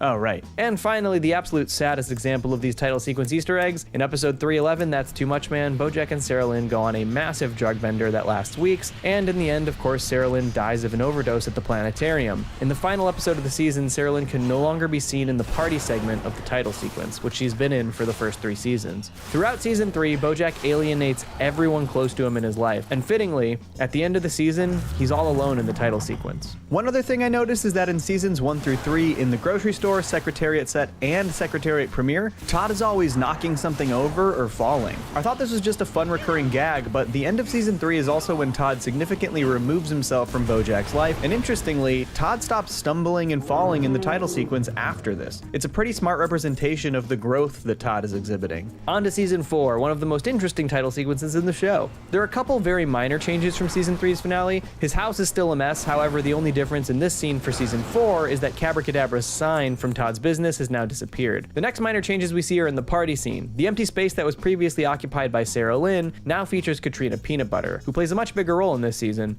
And the last minor change we see is that instead of the interview with Tom Jumbo Grumbo and Sixtina Aquafina, we see a clip of California Governor Woodchuck Kudchuck Berkowitz, who of course runs against Mr. Peanut Butter for the duration of this season. Next is the major change we see in the title sequence this season. Normally we get a scene change between Bojack's kitchen and the party every year, but this time we get something much stranger, an incredibly trippy kaleidoscope-like sequence showcasing many of the people who have shaped Bojack's life. Among these people we see Princess Carolyn, Todd, Herb Kazaz, Bojack's TV children from Horsing Around, Bojack's parents Beatrice and Butterscott next to a very young Bojack, and finally Kelsey Jannings. Most of these seem to be people that Bojack has hurt in his life, except for of course Beatrice and Butterscotch, who probably hurt Bojack more than he hurt them. The first continuity change we see comes between episode 403 and 404. In 403, Todd meets a young horse named Hollyhock who thinks Bojack might be her father. The two of them pretend that Hollyhock is Bojack's maid, which leads to Todd cleaning the entirety of Bojack's house as well as fixing his window. This is of course then reflected in the title sequence. By the end of the episode, we find out that Bojack and Hollyhock do indeed share DNA, and in the cold open of 404, Bojack tells Hollyhock she can stay with him. After this, we can see Hollyhock on the couch in Bojack's living room, as well as eating a toaster strudel in the kitchen.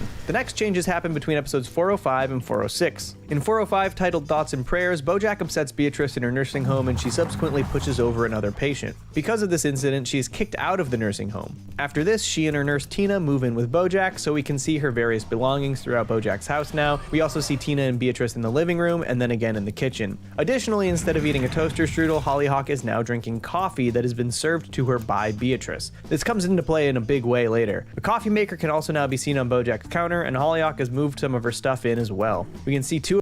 This one's kind of boring. It's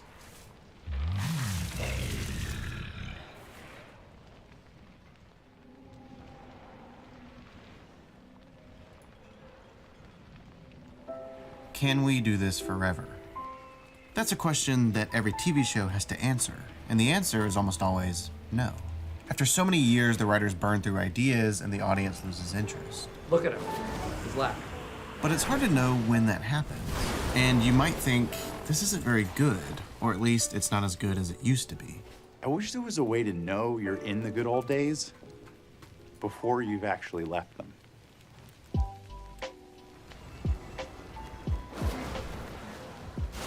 The Office is pretty great. It's a mockumentary sitcom with relatable character-driven humor, led by Michael Scott, a boss who's desperate for attention. Uh-oh! Better put on your ski boots!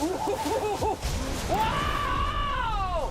So when Steve Carell left the show after season 7, a lot of people bailed, with good reason. I mean, he was the main character. We were thinking maybe we could keep this thing going. But the last 2 seasons aren't that bad, and I think Michael's departure offers an insight into how the Office is structured. See, I'd argue that Michael isn't the main character. It's Jim. Jim is the surrogate for the audience by being a normal person. Michael dominates the space, and that's the joke. He's incompetent. He doesn't really deserve to be a boss, and he doesn't really deserve to be the lead in a fictional documentary. And there's times when he's not even there. The core comedy is not necessarily what Michael says, but the way his subordinates react. He's back! Okay. Ideally, the show would have stopped when Michael left, but replacing him with another obnoxious personality kind of works, at least as a concept. Andy Bernard is the regional manager in season 8 and most of season 9. It's unbelievable. But under the right circumstances, I think Dwight should have been the replacement. First, it would have echoed how Michael got the job. His management Dwight would've style made more didn't sense. matter, but he was the best salesman. Dwight is an obvious candidate for my job. He has the best sales record in the office. He loves the work. He is, however, an idiot. Dwight is also a more relevant character. The writers tried to develop a spin-off that focused on his life as a farmer, so it shows they were confident enough to make him a main character. And Dwight annoys his coworkers more than Michael ever did, which is comedy gold. This cost me $129. Yes. I guess they wanted to stretch his manager arc to the series finale so they could end on a high note. Dwight Schrute is manager! But it leaves Dwight in a vacuum for 2 seasons, and it trashes Andy's character.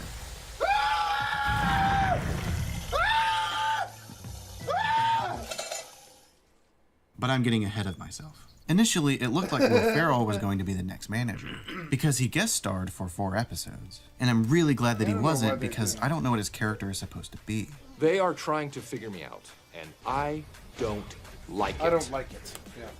It's about to get all stupid up in here!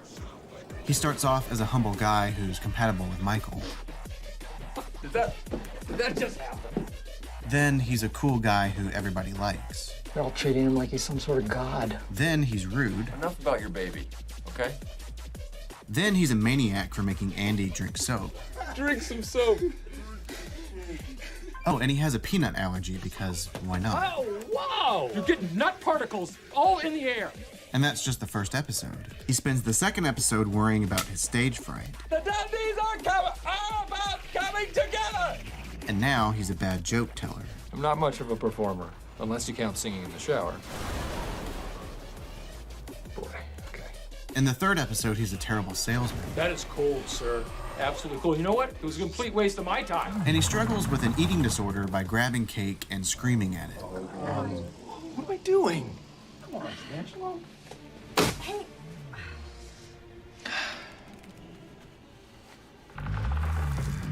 No! Funny, right? No! In the last episode, he's a sexist. D'Angelo is a huge sexist. And a fake juggler. Oh! Then he leaves the show by injuring himself. Doctor is in!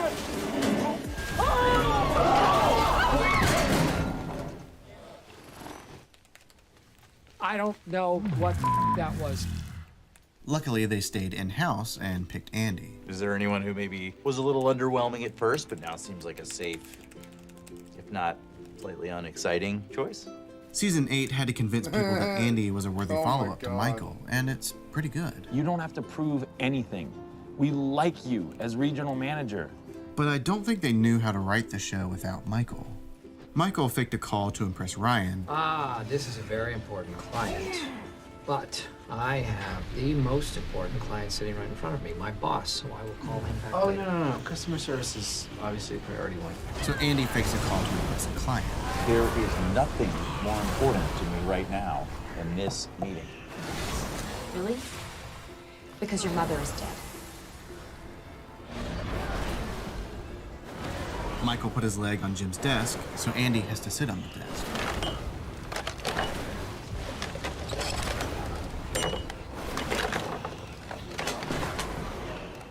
Michael misled people. I took her to the hospital, and the doctors tried to save her life. They did the best that they could, and she is going to be okay. What is wrong with you? And so does Andy. Dwight is no longer with us. What? He's gone, damn it. He's been promoted to VP of Saber Retail and he's staying in Florida forever. So, he's alive. But you can't transfer Michael's traits onto Andy without the underlying motivations. See, Michael is a very specific character. Everything he does is filtered through his need to be liked. Do I need to be liked? Absolutely not. I like to be liked. I enjoy being liked. I have to be liked. But it's not like this compulsive need to be liked. Michael wants to be the funniest guy in the room. He wants applause and admiration.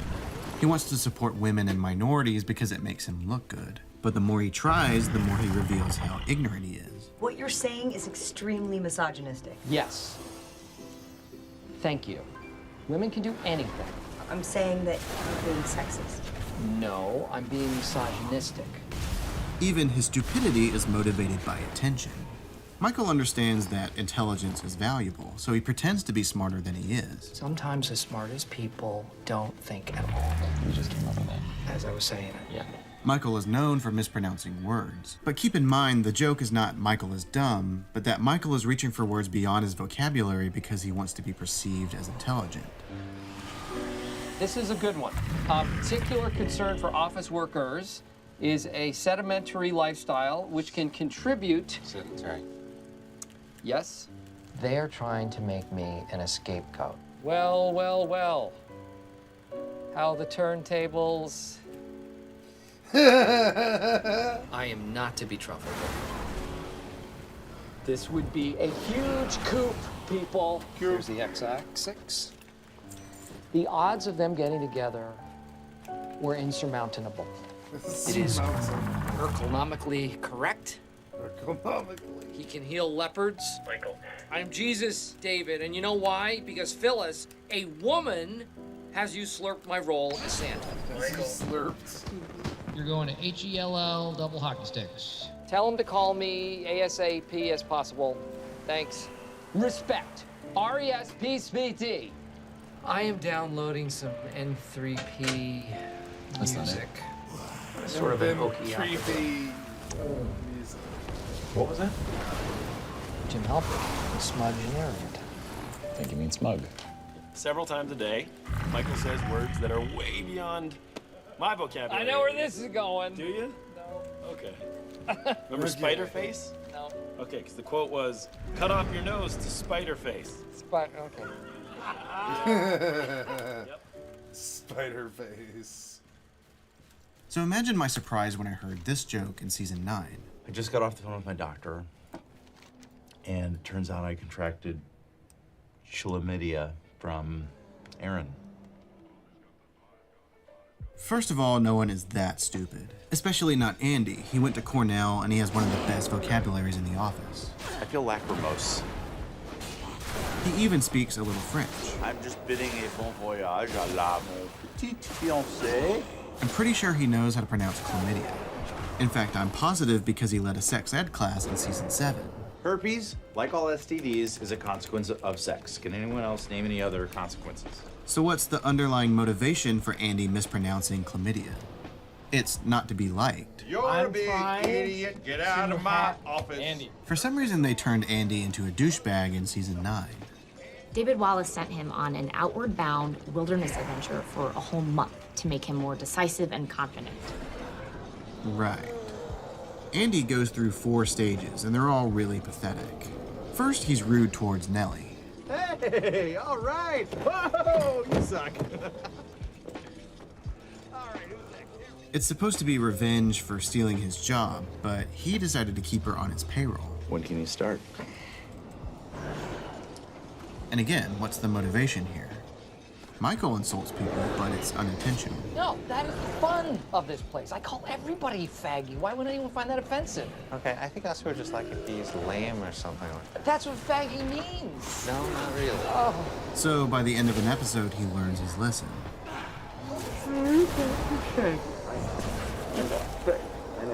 You're a good guy. Me too. Michael is endearing because of how far he goes to fix his mistakes.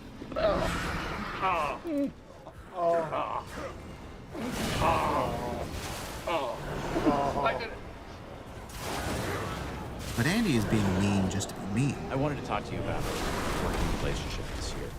It's going. My strength is born of honor. Not necessarily. No, I'm going to make sure that it is. Then he goes boating for 8 episodes because Ed Helms had to film The Hangover Part 3. But there are better ways to explain a character's absence. Where's Andy? He's on one of his honeymoons. What? He made non-refundable deposits on his honeymoons, so he's just knocking them off one at a time. He leaves Aaron and turns into a crazy person. When Andy gets back, Aaron breaks up with him and he acts like a child. This is a really uncomfortable situation that you've contrived. Really uncomfortable situation? And finally, he decides to pursue a singing career. He fires himself by pooping on David Wallace's car, and he has a meltdown at an audition. You can't just sit here and cry. Oh, I can't so just sit here and cry. So, I don't get it. Why would the writers build him up just to tear him down? Why would they kill a relationship they spent 3 years developing? Why would they sabotage themselves when they already had a handicap? Well, a lot of veteran writers left the show after season 8, most notably Mindy Kaling and BJ Novak, which is why Kelly and Ryan aren't in the last season. Shortly after Kelly left, Ryan quit and also moved to Ohio, where he claimed for unrelated reasons. But my theory is that they wanted to make Dwight manager by the finale. But the reason he wasn't the manager already was because of his personality. Sorry, your arrival heralds our victory. So while they were maturing Dwight, which I'll talk about later, they could also tear Andy down to make Dwight look good by comparison. And if that's what they were going for, I guess it works. We are doomed. Lady Moonberry, might you kindly cover our advance into the fortress? But at what cost? Another reason might be because they had no idea what to do with Erin, and she could have something to do if she pursued another relationship. There's a trope called the love dodecahedron, which basically means that most of the cast overlaps in a romantic relationship.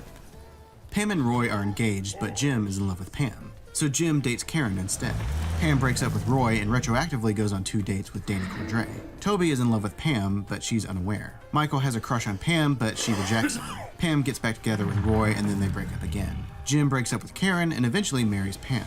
Pam is a target of jealousy for Jan, who's dating Michael. Michael breaks up with Jan and dates Holly. Holly is transferred, and in the meantime, Michael dates Pam's mom, Helene. Michael breaks up with Helene, and Michael proposes to Holly when she moves back. Of course, Michael has a crush on Ryan, who wants nothing to do with Michael. Ryan has an on-again, off-again relationship with Kelly. Kelly dates Daryl to make Ryan jealous. Daryl and Gabe pursue Val, and she chooses Daryl. Gabe dates Aaron, but only after Aaron breaks up with Andy because she finds out that Andy was engaged to Angela. Angela marries Senator Lipton, who has an affair with Oscar. Angela has an affair with Dwight while she's with Andy and the senator. Kelly kisses Dwight. Dwight seduces Nellie in Florida. Nellie kisses Toby. Andy and Dwight pursue Aaron when she starts working at Dunder Mifflin. Kelly gets a crush on Andy when he's trying to date Aaron. Andy and Aaron date again, but they break up when Andy goes boating. Aaron dates Pete, and the show ends with Dwight and Angela getting married. Oi! Heroes. Love triangle. Well, ain't a bad day's work. All worked out in the end, though. The hero got the girl. Who saw that coming? I did. Some relationships are better than others, and some relationships are meant to be comedic. What are we doing? Is this store out? But some relationships scream, I don't know what to do with this character. And I think Erin is a clear example of that. Erin has 3 traits to work with. She's quirky, she's dumb, and she's an orphan. So love stories provide a lot of mileage. Crushes, embarrassment, flirtation, big romantic gestures, competition, jealousy, dates, kissing, more jealousy, more kissing, secrecy, and breakup. Just do that 3 more times and you've got a character on a sitcom regardless of personality. I think it's pretty telling that once Erin and Pete get together, they don't interact anymore except for when Erin loses a competition. Oh! Sorry, I'm mad! I don't like losing! I thought I was going to win!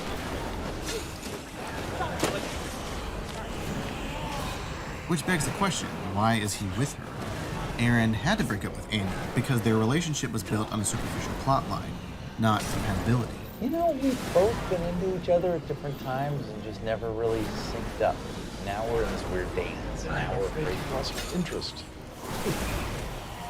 And her relationship with Gabe doesn't even make sense. Thank God he's my boss, because I would not have said yes to a first date if I didn't have to, but it's been great. She's not attracted to him and she doesn't even like him. They're simply together because it makes Andy jealous. Andy has a girlfriend in season 8 because it makes Erin jealous. Jessica is my super serious girlfriend who is seriously awesome and seriously sexy. The longer a TV show is on, the more you get these half-baked obstacles. Daryl can't be with Val because she has a boyfriend. Michael can't be with Holly because she has a boyfriend. Dwight can't be with Angela because she has a boyfriend. Twice. And yeah, Jim and Pam are structured around 2 intersecting love triangles. But they're believable. Pam and Roy are engaged, and Jim and Karen are friends for 7 episodes before they date. The difference is Jim and Pam have concrete identities outside of their relationships. Jim is funny, modest, and easygoing. So when he dates Karen or Katie, I know what they like about him. Hi. Hi. I'm Jim. Katie. Hi, Katie. Oh, you sit out there, don't you? I do. That's what I'm best known for. Sitting out there. Pam is too complacent to make any big changes, which explains why she's with her high school sweetheart. So, when they finally get together, there's still a story to tell. And that includes marriage and kids, but specifically the mundane moments of a long-term relationship. It's funny you bring that up because, yes, it is. Oh, man. Just like that, huh? And that's the beauty of television. People can change in organic ways. Jim is supposed to be cool, so the later seasons experiment with the opposite. Wow, I'm just gonna rewind. Back off a bit.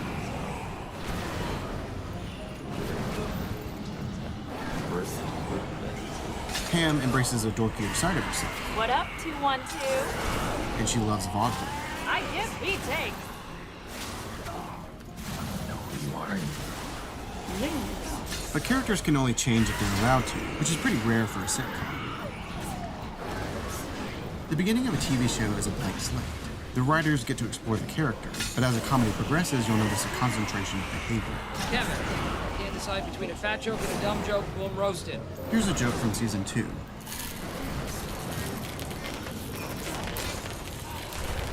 Here's a joke from season 5. Cookie, Kevin, cookie. There is no cookie, Kevin. There's no cookie. Is there a cookie? Cookie. And here's a joke from season 9.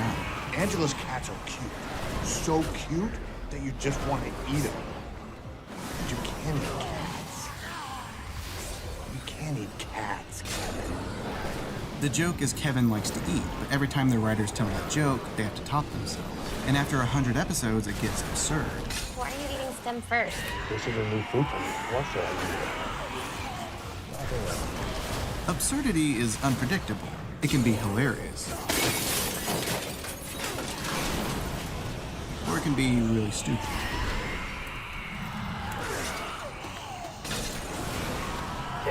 I love the earlier seasons because Kevin is a normal person who's judged unfairly. Michael doesn't pick him for the basketball game because of his weight, but we find out he's an amazing player.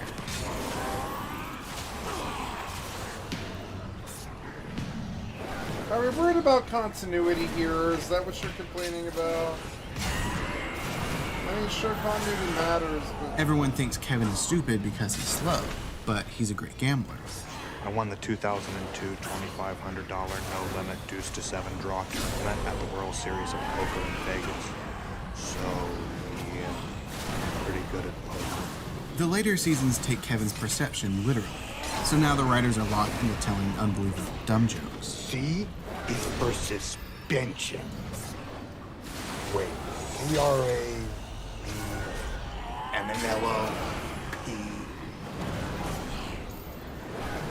F. Meredith has to be trashy. Creed has to be weird. And Dwight, well... Dwight Schrute is a wacky, silly cartoon character, but because he's a main character, he has a little more variety. He's a nerd, a farmer, a paintballer, a karate enthusiast, and a former volunteer sheriff's deputy. Comedically, Dwight is overly dedicated to things that most people ignore. Paper, bureaucracy, and small amounts of power. So we need someone to work this Saturday, and I think that should be Jim. God, this is so sad. This is the smallest amount of power I've ever seen go to someone's head. And that includes his devotion to Michael. Happy birthday moment, Michael. Thank you. Michael and Dwight have a codependent friendship. Dwight loves Michael because he's an authority figure and he feels in charge by association. Michael doesn't really like Dwight, but Dwight is the only one who laughs at his jokes.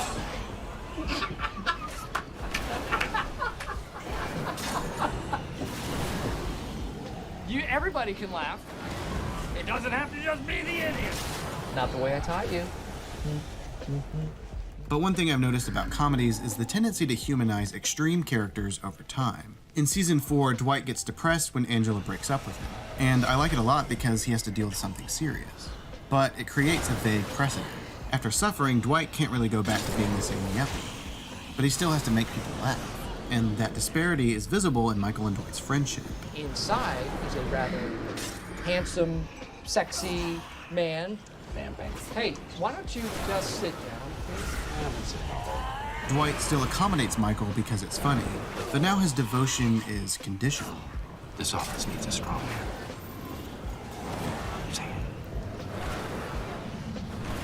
No. So. All right, well, you have to deal with this yourself. Fire Jim. I'm cashing in the favor. Fire him. Do it. No. You know what? You can keep this favor. It's worthless. And this is my dinner on your face. I'm keeping it. Dwight makes fun of Michael. Fall in love with her. Yeah? So what if I did? That would take precedence and I would expect your support. He chides him. You know, we really don't announce out loud our sales that much. Why not? Part of the sales experience. In 1992 anyway. And he seems to understand exactly how lame he is. You pathetic, short little man who don't have any friends, or any family, or any land. It's a little too real. And it's worth exploring if Dwight really likes Michael or if he's just power hungry. Michael wasted an enormous amount of his time and patience with non-work related temple celebrations, parades of soft-minded do-gooders. On the surface, Dwight is a kiss-ass, edging his way into management. But I think their friendship is best defined by the episode The Return. The backstory is that Andy convinced Michael to push Dwight out of the company. The episode examines what a yes man is by contrasting Dwight with Andy. Where you going? Bathroom. No, I'll go to the kitchen. I'll walk with you. Michael can't figure out why Andy annoys him. If someone agrees with everything you say and wants to be around you all the time, then why is that person annoying? Because on paper, Andy and I should be best buds. We even have the same top 10 all-time favorite movie list, down to the number. Andy's a yes man. So Michael starts to realize that he took Dwight for granted. He always used to arrange the toys on my desk in a very pleasing way. It used to brighten my morning. Oh, that wasn't the night crew. That was Dwight. Really? That was very nice of him. Dwight isn't pretending to love Dunder Mifflin or Michael.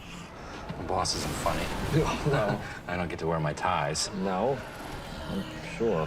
So maybe you should come back. You should come back. Please.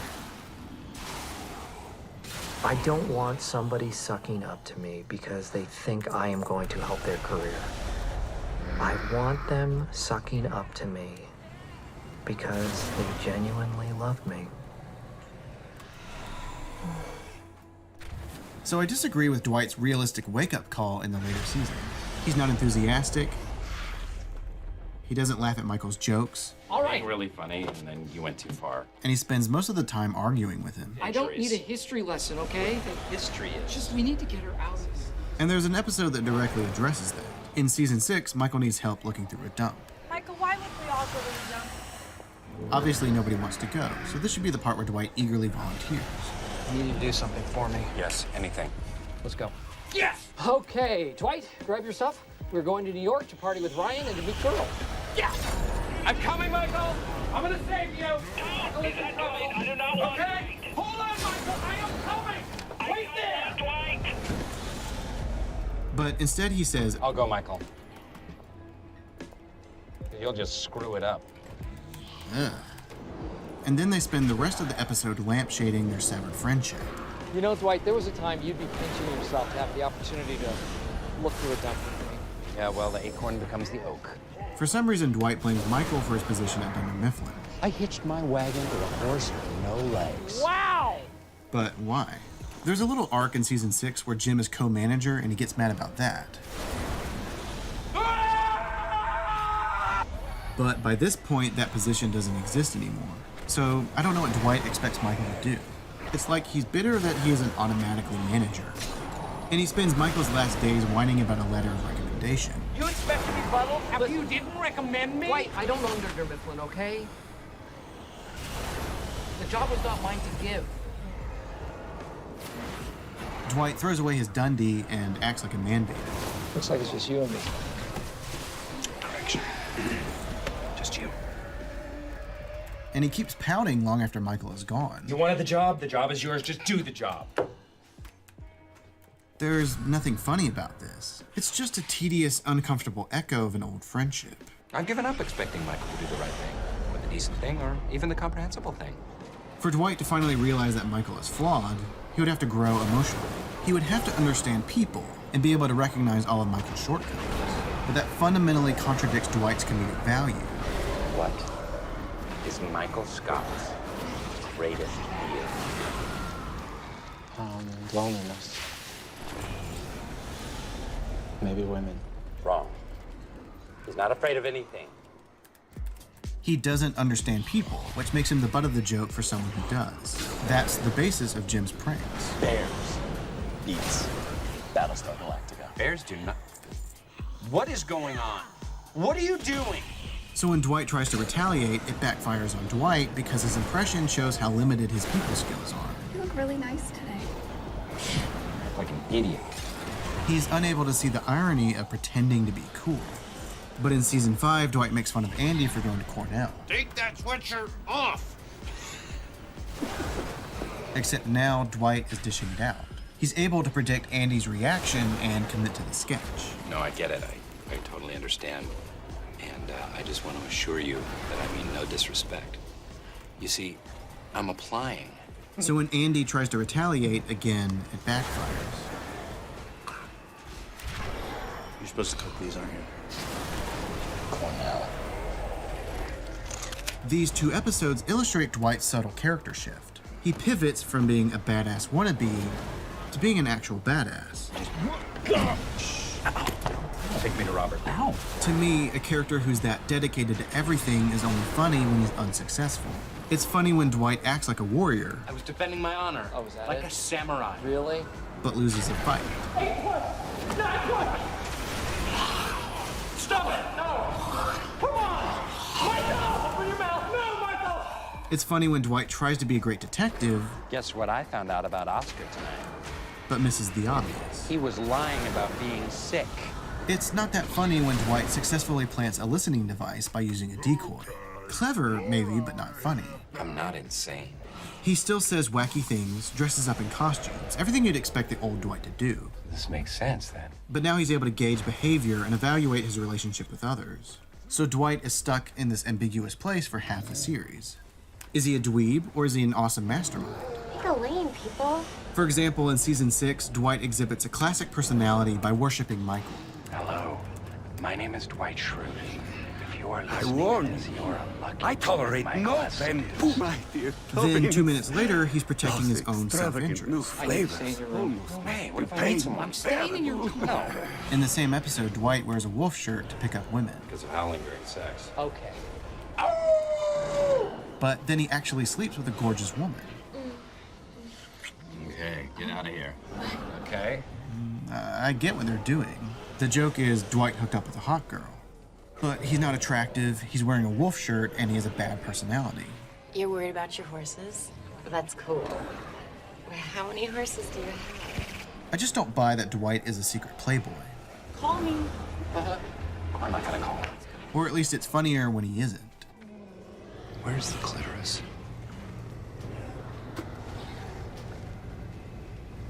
On a website, it said at the crest of the labia. What does that mean? The impulse to change Dwight shows a lack of faith in the character. I feel like the writers ask themselves too many questions. How can a grown man idolize someone who's so pathetic? Why does he do the things that he does for Michael? I just don't get it. What is he getting out of that Gravestone relationship? battle. What the fuck is How can he that? fall for the same pranks without pranking back? Gravestone. How can he settle for a woman who's so unpleasant? But there are people who never change. They live in the city they were born in, they marry the first person who loves them, and they double down on their idiosyncratic beliefs. So maturity isn't necessarily realistic. But it's a TV show. People are guaranteed resolution and happiness. I just wish it was earned. That's what I love about Michael's last season. He has to learn lessons before he can move on. He has to accept that he's not a great filmmaker. It is good. It's not. It's not. He has to reconsider the people he idolizes. I'm not blind. I know exactly who he is. He is selfish and lazy and image obsessed, and he is a bad friend. And ultimately, he has to let go of the idea that his coworkers are his family. Holly's my family now. She's my family. Have you come to And the trade babies that I make with her or to waste will your be my breath? children. Trust People you not work what with you see in are the mall. just, when you get down to I it, will detain you no you are very longer. best friends. In the end, The have Office strayed too far away from its limitless original premise. You It's about do ordinary not. people making the most of a boring job. It's not about blue vomit or lice grenades or bicycle tricks.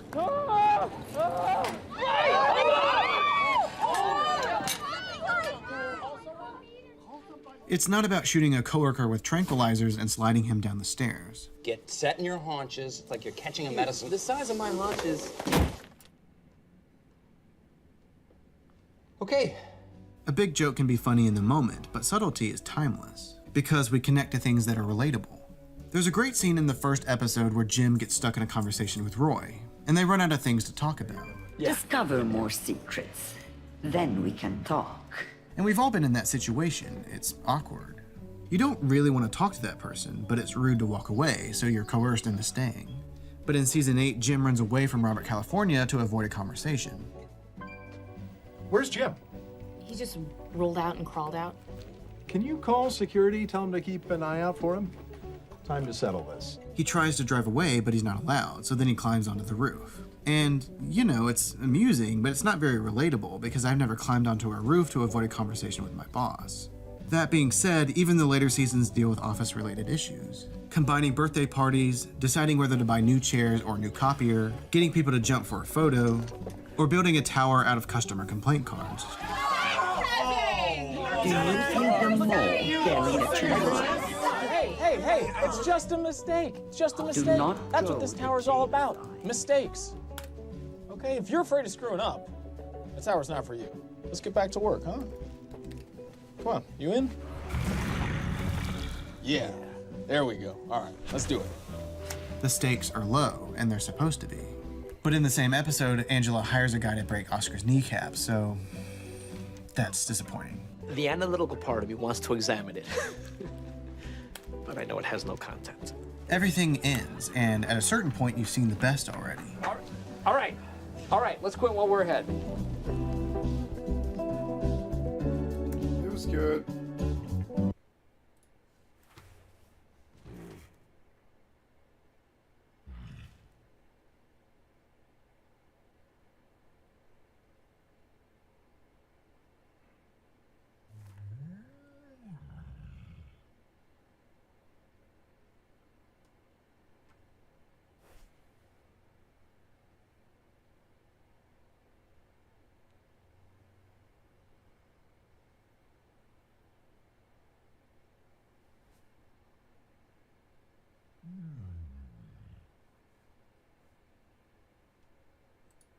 You already know who Sherlock Holmes is. He's one of the most famous characters in all of Western canon. He was in dozens and dozens and dozens of stories by Sir Arthur Conan Doyle from 1891 to 1927. He's a pop culturally important icon and a foundational figure in the crime and mystery genres of fiction that have continued all the way to the present day. The character has been adapted and reimagined and referenced more than any other fictional character, except of course for Jesus Christ. The character's so instantly recognizable that, if you strap a hat and coat and pipe onto a teddy bear and put it in the window of your shop, people will come in asking how many thousands of pounds they can give you for the Sherlock bear. Three thousands of pounds. Oh, here it is. There's many direct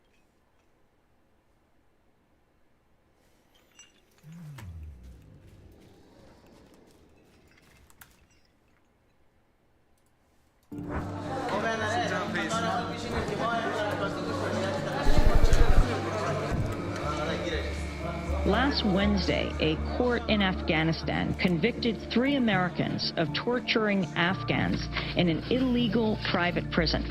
The alleged ringleader of the operation is a former Green Beret named Jonathan Edema, his nickname Jack. Okay. Meet Jack. This is Jack in Afghanistan, holding an AK-47 and riding on the back of a horse. Here he is on the night of his wedding, flanked by 2 security guards, with his bride in his lap. His wedding took place at his Arabian-style house in Mexico, which was inexplicably located right next to a traditional-style Japanese home. To say that Jonathan Keith Idema, aka Jack, was a bizarre eccentric would be an understatement. Over the course of this tale, you'll come to understand exactly what I mean. But first, let's go back to Jack riding on a horse in Afghanistan. This footage was taken in the early 2000s, only a few years into the war in Afghanistan. Jack was not there as an active duty soldier. He was not a private military contractor. Instead, he was a 45-year-old ex-con that entered Afghanistan after 9/11 with the goal of collecting the $25 million reward on Osama bin Laden's head. The fact that he was a civilian did nothing to stop him from traveling to a war-torn country and making a chaotic situation even more screwy. Zombie's got his RPG. Back there! Kill that guy! What's he? Stop that car! No, but put your fucking hands up! I'll blow your fucking... I've seen this one before.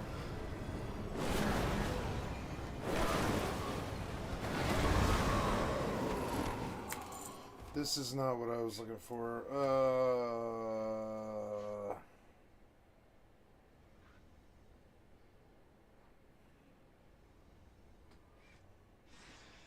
Yeah, let's In the late 90s, early 2000s, there was a huge boom of adult animation.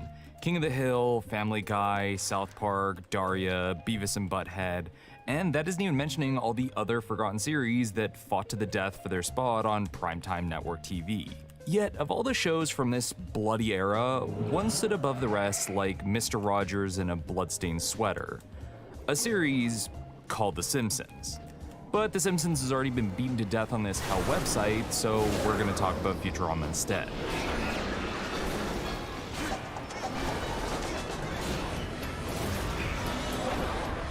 Okay, I jest, but Futurama was in fact a major part of my teenage years growing up. Hearing those opening notes of the theme always brings back memories of late Saturday nights when I would watch reruns of it on Teletoon. And while I'll always hold the early seasons of The Simpsons in extremely high regard as a formative part of my sense of humor, there's something about Futurama that left an impact in its own unique way. And that's partly because there was never a series like it before. Before shows like Rick and Morty in recent years, there was never a cartoon like Futurama that seamlessly blended science, comedy, and emotional storytelling so perfectly that it essentially transcended the medium. Being the brainchild of Simpsons creator and writers, Futurama came out swinging from moment one. And beyond being one of the nerdiest cartoons ever to air, all while contemplating on themes like the nature of God and the humanity of robots, it still was able to keep itself completely rooted as a quirky workplace comedy with an underlying romance. Regardless of all this praise though, Futurama had a lot of troubles when it started airing, partly due to having to live in the cultural shadow of The Simpsons. Like a toddler being looked down on because they haven't done as much as their older brother who finished law school. I can't even judge here because even while starting a video about Futurama, I've already mentioned The Simpsons about 3 times already and will continue to do it many times more. Despite the strong cult following it eventually did develop though, Futurama continued to have a turbulent history over the years. More than any other animated series in the last few decades, Futurama dealt with an incredibly erratic production, going through multiple series finales, revivals, and cancellations across different networks and even formats, to the point that even the creators never seemed to know what the show's long-term fate would be. So while The Simpsons was able to maintain over the last 30 years, more than a decade after a large majority of fans tuned out, Futurama had to constantly fight tooth and nail just to stay on air until it eventually lost out. And that of course leaves us the question of why? Obviously the easiest answer would be studio execs are incompetent and just leave it at that. But let's dig a little bit further than that. Instead, let's go over why Futurama was so important to begin with, what made it stand out, and most importantly, where things went wrong over the years.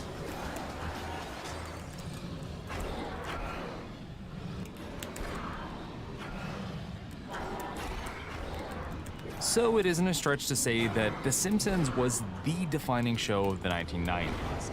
It was a cultural icon that latched itself into the psyches of many like a comedy leech that never let go. Find anyone who actively watched TV around that time, and even if they aren't a fan, I'm certain they'll be able to parrot Simpsons quotes at you as long as you'll let them. Boo Earns, Dental Plans, Super Nintendo Chalmers, Steamed Hams.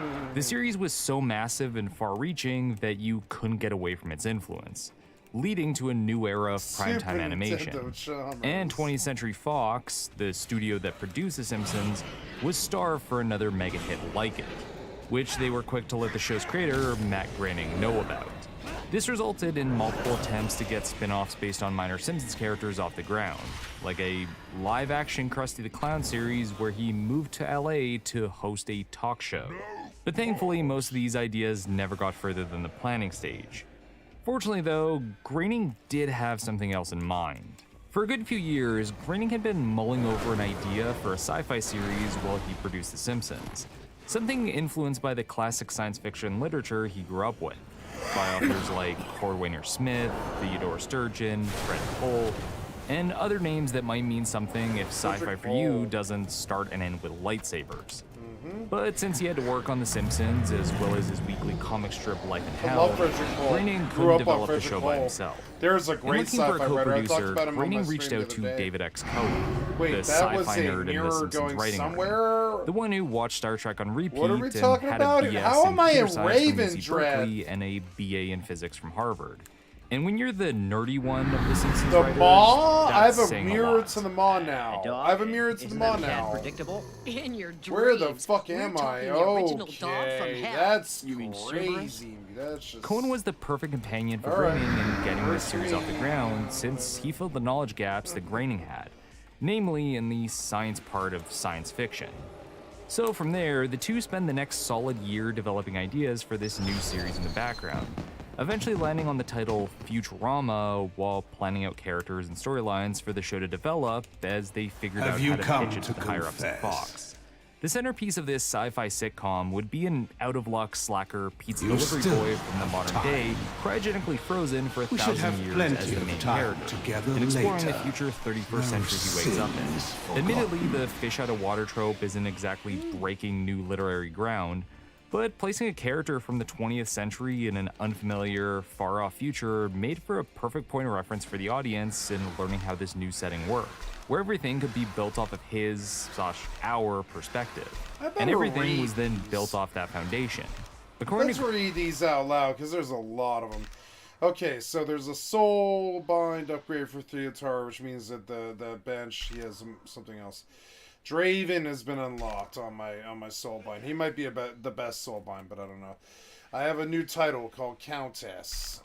Mount's Gravestone Battle Gargan. I think I saw that one, yeah. Companion Bogdan. Simfall Arsenal. A weapon appearances will become available for purchase from the renowned Quartermaster. Weapon appearances. Illusion Simrath will become available for purchase from the renowned Quartermaster. I don't know what Illusion Simrath is.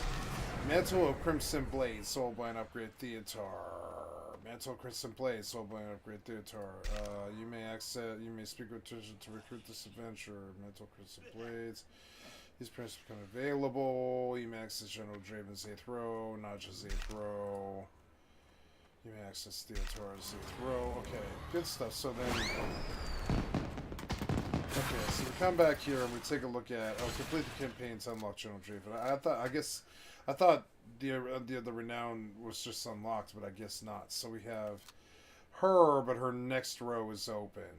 Duration of potency, grandiose spoon. Cool. We have a new thing. Next time I complete something, I'll have a new one, and I'll have to come back here. Wait, no, I wish you to apply. Then let's.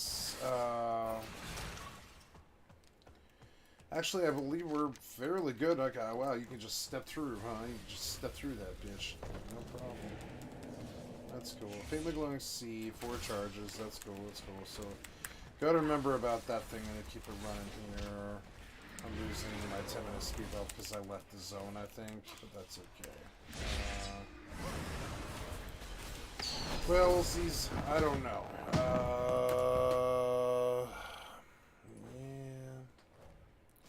I'm gonna take a look at, I don't know why all of that is so minimized over there, but we will go hunting again. Okay. Yeah, but what the hell? Oh, right. I might have missed that people were talking to me. I thought my chatty was open. God damn it! Why is my chatty not open? Oh no.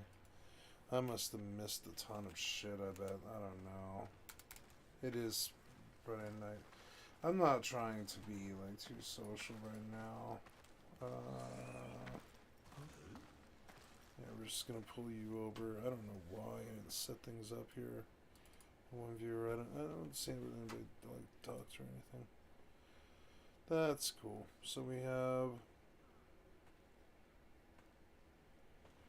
YouTube. Yeah, it's not YouTube, but my YouTube channel. Yeah, and then my Twitch thing. Crazy. I never expected to see just a mirror just pop me the fuck out. Like, that was crazy. Eternal Terrace, but yeah, but like, oh yeah, huh? Oh, okay, cool. I have a mod to the Mountain Maw now. That's pretty cool. So we are doing, we're just checking up on, and, yeah, I believe we're good. Let's go back here and we'll go turn this back on. And Graining, this was the most thought out pilot ever pitched. Which brings us to April 1998, when Graining and Cohen went to the execs at Fox Studios to pitch the show, going into a long-winded 2-hour explanation of Futurama's characters, universe, and how they plan to explore them both. Now for some, going this deep into your world building might sound like a great thing for creatives, since it proves how much thought went into the idea, but you have to keep in mind that the average pitch for a TV show at a major network is typically 15 minutes, maxing out at 30 if you're extremely lucky. And it should be as condensed as possible, since executives have the attention span of toddlers if they don't immediately see dollar signs and merchandising potential. Take Greg Weisman's TV pitch for Gargoyles as an example. It's a tight 4 minutes that gives a comprehensive overview of everything that would define the series. So while it might seem impressive that Graining and Cohen did a feature-length pitch for Futurama, I'd say that level of detail speaks less to their thoroughness and a lot more to how willing the execs at Fox were to hear them out for that long. Do you think more than 5 minutes was given to the pitch of Married by America or Littlest Groom?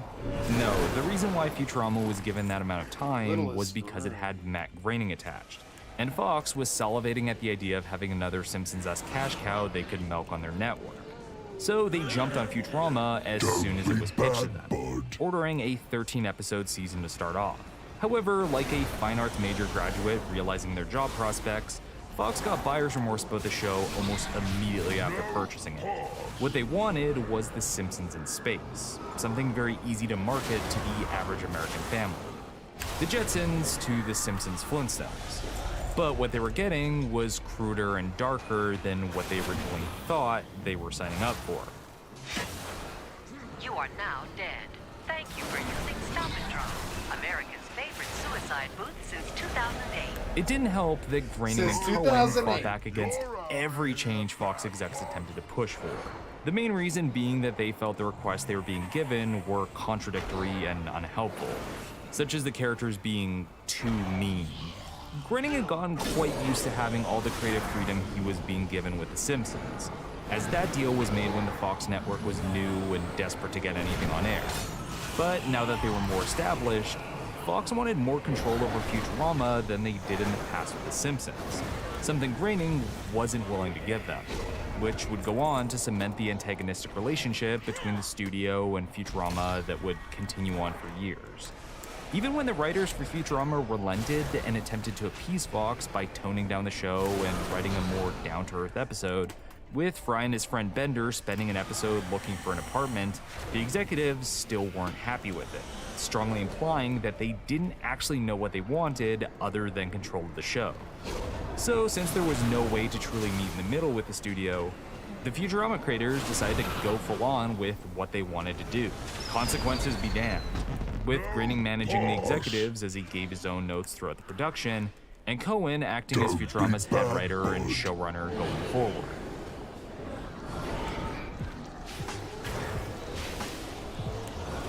And now we get to talking about the actual show of Futurama, and it only took 10 minutes. I'm getting faster.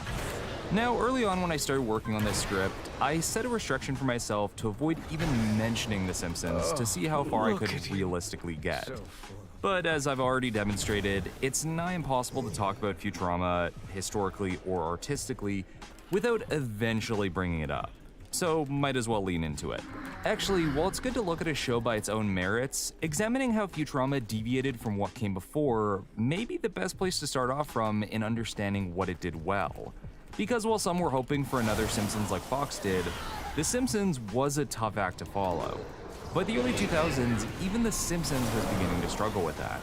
So the best way to avoid having to worry about those expectations is to do everything completely different.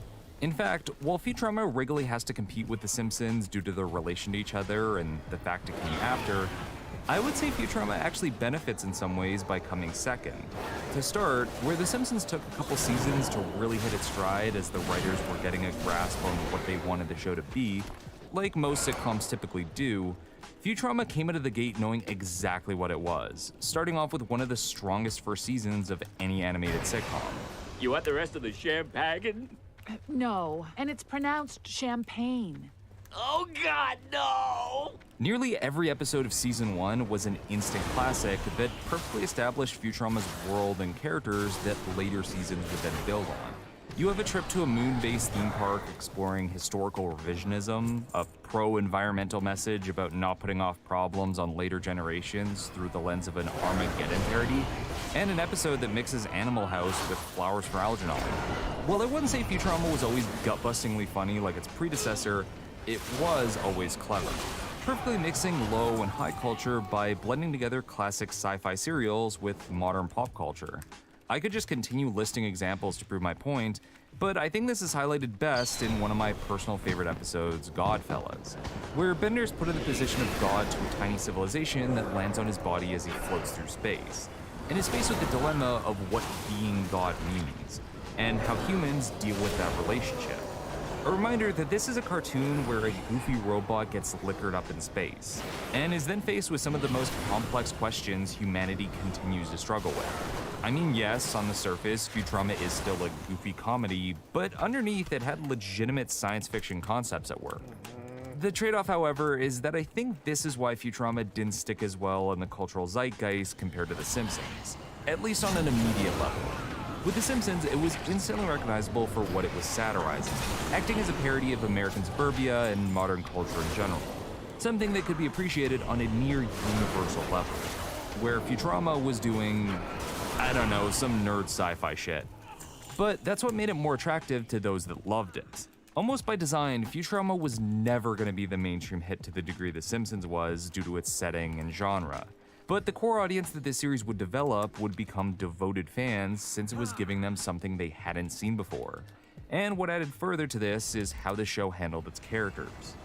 Instead of focusing on a family unit like The Simpsons, and a large majority of animated sitcoms since, Futurama's cast is entirely asymmetrical, being designed to be as subversive and contradictory as possible. Leela's a one-eyed space pilot who lacked depth perception, Amy, the Martian of the cast, is a down-to-earth Asian party girl, Hermes is a Jamaican bureaucrat who did competitive limbo, and Dr. Zoidberg's a poor doctor alien lobster meant to treat humans, on top of having a Yiddish accent despite being a giant walking shellfish. That last one's about 3 layers of comedic contradictions piled over top of each other. That's just impressive. The only familial ties out of the entire cast was Fry and Professor Farnsworth. And on top of the joke being that the uncle of the two is only it was in a their very 20s, nuclear family even show. that's extremely There was no downplayed and relationships, acts almost no solely as a family way to stuff. get Fry's job as a delivery boy at Poor Planet Fry was Express. just stuck there. Where most you know. primetime animation and sitcoms at the I time love were that. more often aimed at families, Family, it was not a Futurama family was built show. around found family over it was- biological, it was like, which is yeah. why I believe the series did so well with young adults comparatively. It didn't have that broad-reaching appeal, as it was more for the misfit adolescents during the turn of the millennia that likely felt out of place too. Yeah, and we're the all disconnected single millennial parent, youth that with were small looking toward the families future rather than the Barts and Homers of the world. But by far, the most distinct character of the crew, and the one that drew the most attention, was the amoral, self-serving, narcissistic, kleptomaniac, alcoholic robot Bender. Of all the cast, Bender Bending Rodriguez was easily the breakout star of the show, as a crass, substance-abusing robot was something never seen before in sci-fi or cartoons. In the same way, there was never really a father figure in a family sitcom like Homer before. Frankly, I have a feeling it's going to be hard to even edit this video, since most background clips are going to be heavily dominated by Bender's scenes, where the fuck did as that he has a take me? lion's share of the best moments. Shit, I Something the don't writers know. seem to do intentionally, Great, where as am he I progressively now? took up Oh, more screen God, time as the series continued after they realized how Do I have to popular kill it him? I was. don't think I do. In giving him all that screen time, though, Bender is ironically made out to be the most human character of the cast. Contrary to Asimov's laws of robotics, rooted in nearly all science fiction, or possibly in spite of them, So according to this, Bender like, up always aims there, to serve I his have a best turn interests into first and foremost, often breaking those laws to do so. From early on in the series, Bender was defined as a character completely driven by their emotions. What do you mean? Regardless There's of no not having a turn sense in of here. taste, he has the irrational dream of being a chef while watching cooking shows. He falls in love multiple times. He's even hurt when Fry decided he would live in an apartment without him. When Fry first meets him, Bender's standing in line for a suicide booth because he couldn't deal with the fact that girders he bent for a living were in fact made for suicide booths. Come closer. Still doesn't stop him from trying to skip out on the toll. How he's treated, a frequent idea that comes up with Bender throughout the series is what the idea of humanity means in the context of sentient robots. If they all have the same emotions and philosophical concerns that humans do, what makes them any less... Alright, Taro, I'll give you a pass on this one. We'll call it horny inspiration and move on till I get to that Automata video. In this retro-futuristic future of New York, where famous figures are kept alive posthumously as heads floating in jars, there was a lot of creative freedom in what both the writing and animation team could get away with. From the architecture of the buildings to the ludicrousy of some of the professor's inventions. As Cohen originally wrote out when planning the series, reality should not stand in the way of comedy. However, the ability to be absurd and reject reality for a good gag didn't mean there wasn't a scientific basis to the writing. As a matter of fact, there's a lot more scientific backing to Futurama than most would likely notice on first viewing without a fluency in binary or a mathematics undergrad. The writers' room for Futurama collectively held 50 years of education at Harvard alone, including master's degrees in math, computer science, and philosophy, with PhDs in chemistry and applied mathematics, which they then used to make jokes about the logistics of having two giant balls of garbage in space smash into each other. So they got more use out of their degrees than your average college graduate.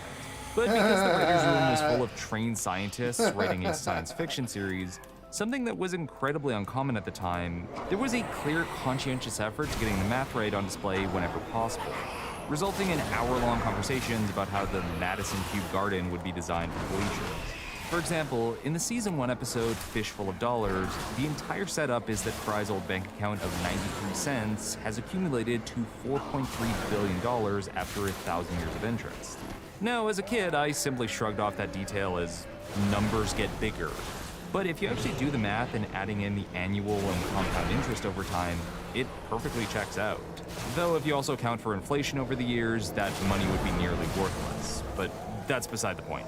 Not many would even notice that detail, but the fact the writers were putting in the time to check the I thought about that all the demonstrates the time. effort that was being put in. Like, what And happens that if you kind of bury nerdy something for 40 years? meticulousness was Like, you know, all over the you pull show. profit off that, That's and I why think few you can series appealed to that comic put book guy something away, type in the same way Futurama did. Years before nerd culture was the new cool, Futurama was already making jokes about Star Trek fans, mathematical algorithms, and programming languages. And since Futurama started during the era of the VHS recordings, and eventually DVR, the writers stuffed the show with freeze-frame moments for the mega fans that would comb through every scene to pick up on them.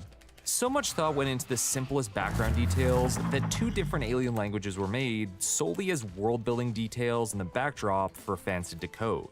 One that was a basic substitution cipher for the Latin alphabet that was cracked fairly quickly, and the other was a more complex autokey cipher that involves a bit of math to figure out.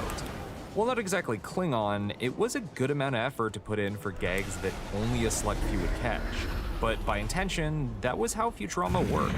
The operating principle in the writer's room for Futurama was that you could do a joke that 1% of the audience got, as long as it didn't completely derail the enjoyment of everyone else. And because of that extra little attention to detail, that 1% would become fans for life. That's why the smartest jokes of the show just flew by most unnoticed, because they weren't the central focus in most cases, and were just there for those quick enough to catch it. So no one felt dumber for not understanding what a Klein bottle is for the half second it was on screen, since it also happens in a series where a robot shits bricks, and who can't enjoy that? The funny thing is though, despite this being a hyper-nerdy sci-fi sitcom set a millennium into the future, the world detailed in Futurama couldn't be more dull and mundane. Even after scientists have perfected commercial interplanetary space travel and fully sentient robots, with multiple alien species having made contact, Earth is still rife with plenty of the same tedious problems people were dealing with at the turn of the last millennium. And that's ultimately the point it's driving at. Culturally in the past, there was always huge expectations for how we'd progress in the future, especially as technology grew faster and faster, regardless of there being no concrete evidence that that's how things would go. Like, look at what 1950 expected fashion in the year 2000. A dress of aluminium, with a sash to change it for afternoon or evening, and an electric headlight to help her to find an honest man. But the reality is that the future is always going to be way more banal than we expect it to be.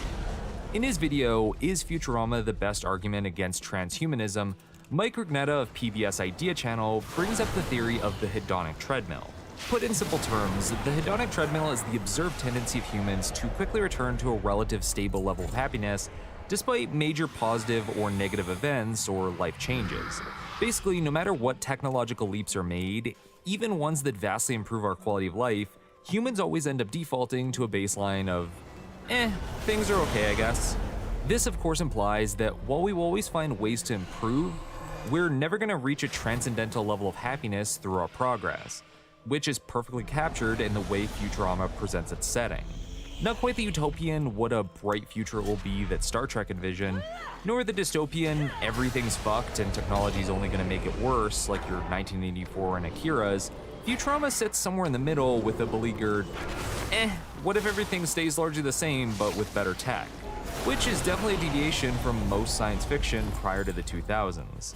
In Matt Groening's words, science fiction, for the most part, operates on a new age military motif. If we can just follow orders from our benevolent captain, then we can defeat the outside evil and everything will be great, right? But that's under the massive assumption that those in power are actually concerned for the people.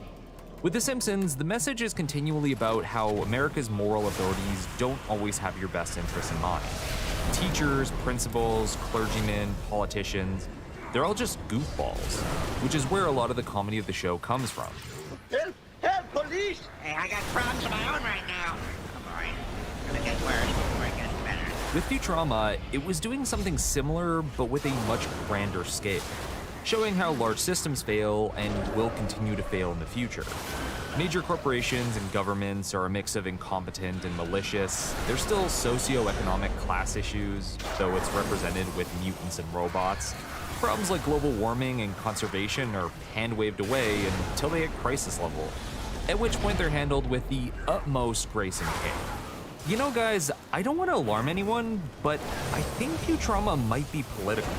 And in my amusing little way, I try to hit some of the unspoken rules of our culture. By setting the show in the future, maybe we can get away with pretending the comments on the injustices and contradictions of our times are just the fantasy elements of a place far away.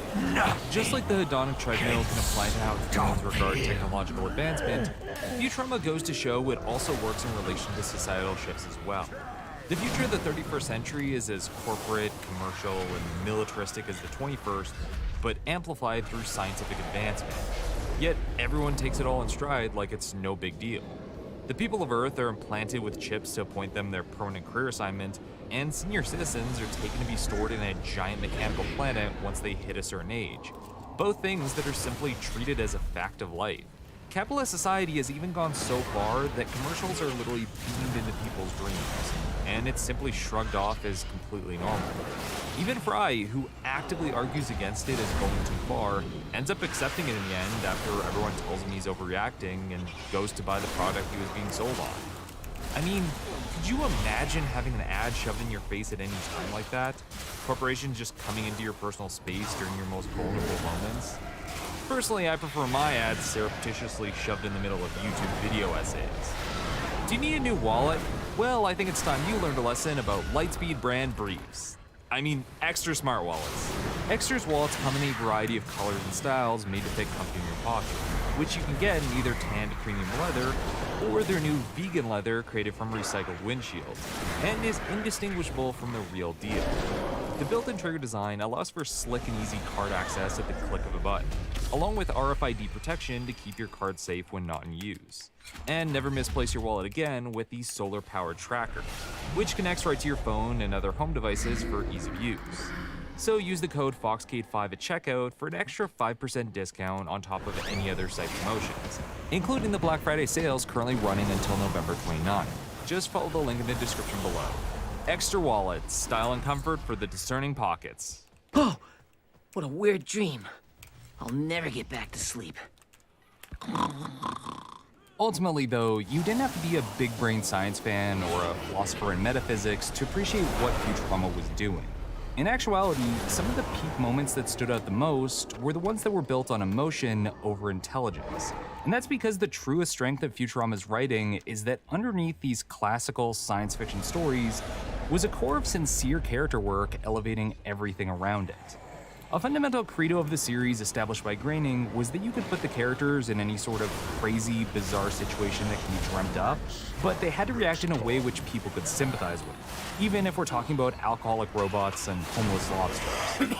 So as the series moved forward, there grew to be a coordinated blend of sentimental character stories with the heavy sci-fi themes and settings, which developed into some genuinely fantastic episodes like A Pharaoh to Remember, a story about Bender attempting to leave a lasting legacy so that it'll never be forgotten, or Leela's Homeworld, where Leela finally finds her long-lost parents, who aren't in fact the aliens she thought they were, but actually mutants, the second-class citizens of Earth who are forced to live in the sewers. Stripping away the concept of aliens and mutants, the idea of parents giving up their child so that they could have a better chance at life, even if it means they can't be a part of it, is a relatable, emotionally powerful, and ironically human story, which reinforces Leela's character for the rest of Season 4 as she tries to reconnect with the family she never knew.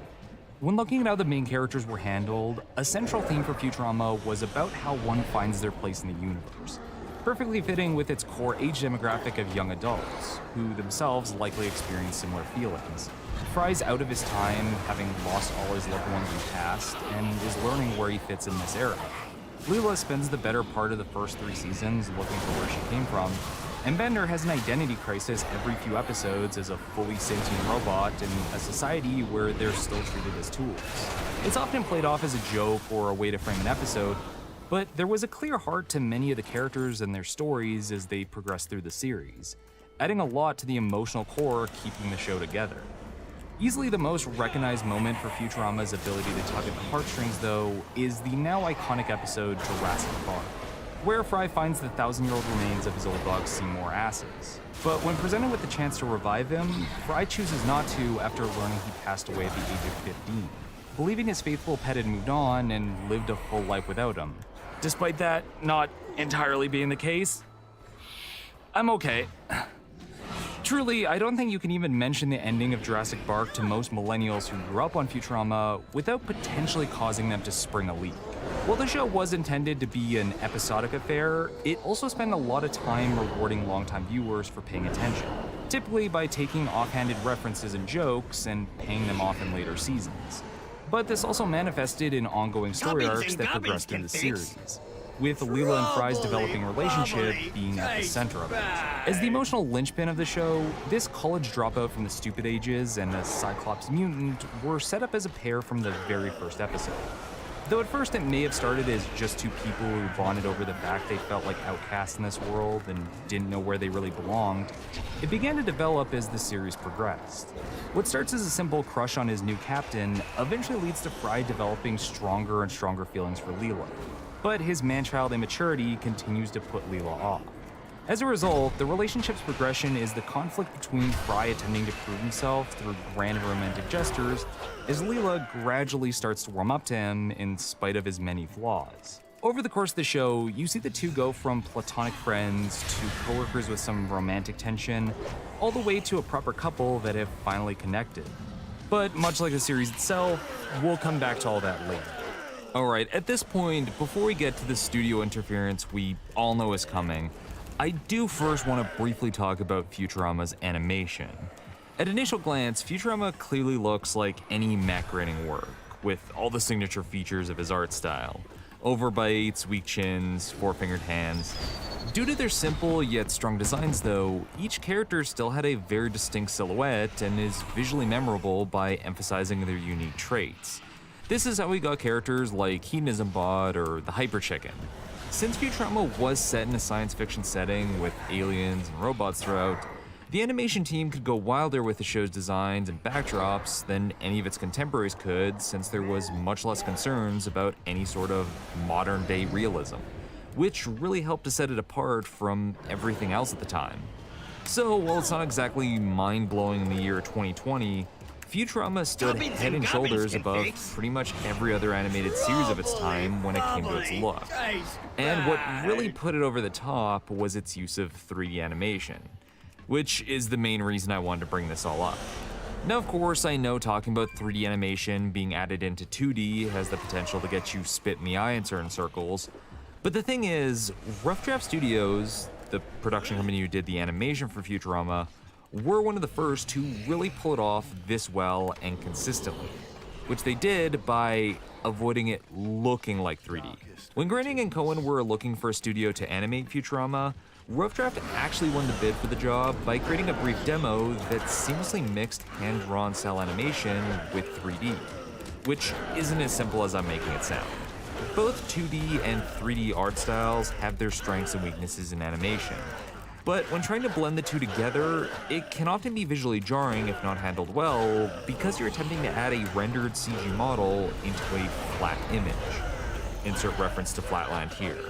I mean, look at Anastasia, a movie that came out 2 years before Futurama, attempting to integrate this simple 3D music box into a fully 2D world. I'm certain this was done to make it easy to animate the figurines inside spinning around, but when you see it in scenes where characters are physically handling it, it just unnaturally hovers around like that one creepy guy at the bar standing by the bathrooms. So in order to avoid this disconnect between the 2D and 3D, what the animators at Rough Draft did with Futurama was what they termed dumbing down the models. According to the director of computer graphics, Scott Vanzo, during the late 90s, commercially available 3D packages were generally tuned to help produce uber lifelike appearances. So the studio had to carefully control the lighting, modeling 3D props and characters with imperfections to enhance their cartoony feel, and lastly, by rendering the 3D with a non-photorealistic process that makes the lines and shadings look like it's hand-drawn and cel-painted. What they were essentially doing was making 3D models look as close to 2D animation as possible, but still have the benefits of working with CG, which was incredibly useful for animating objects like spaceships, robots, buildings, and explosions. Things that would have been way too expensive to do in 2D. And yeah, that's the other side of it too. The use of 3D by Rough Draft wasn't done solely for artistic reasons, but also budgetary ones. Attempting to animate space travel and holograms would have been too costly to animate traditionally, so 3D modeling was incorporated to make the futuristic elements of the setting work with everything else.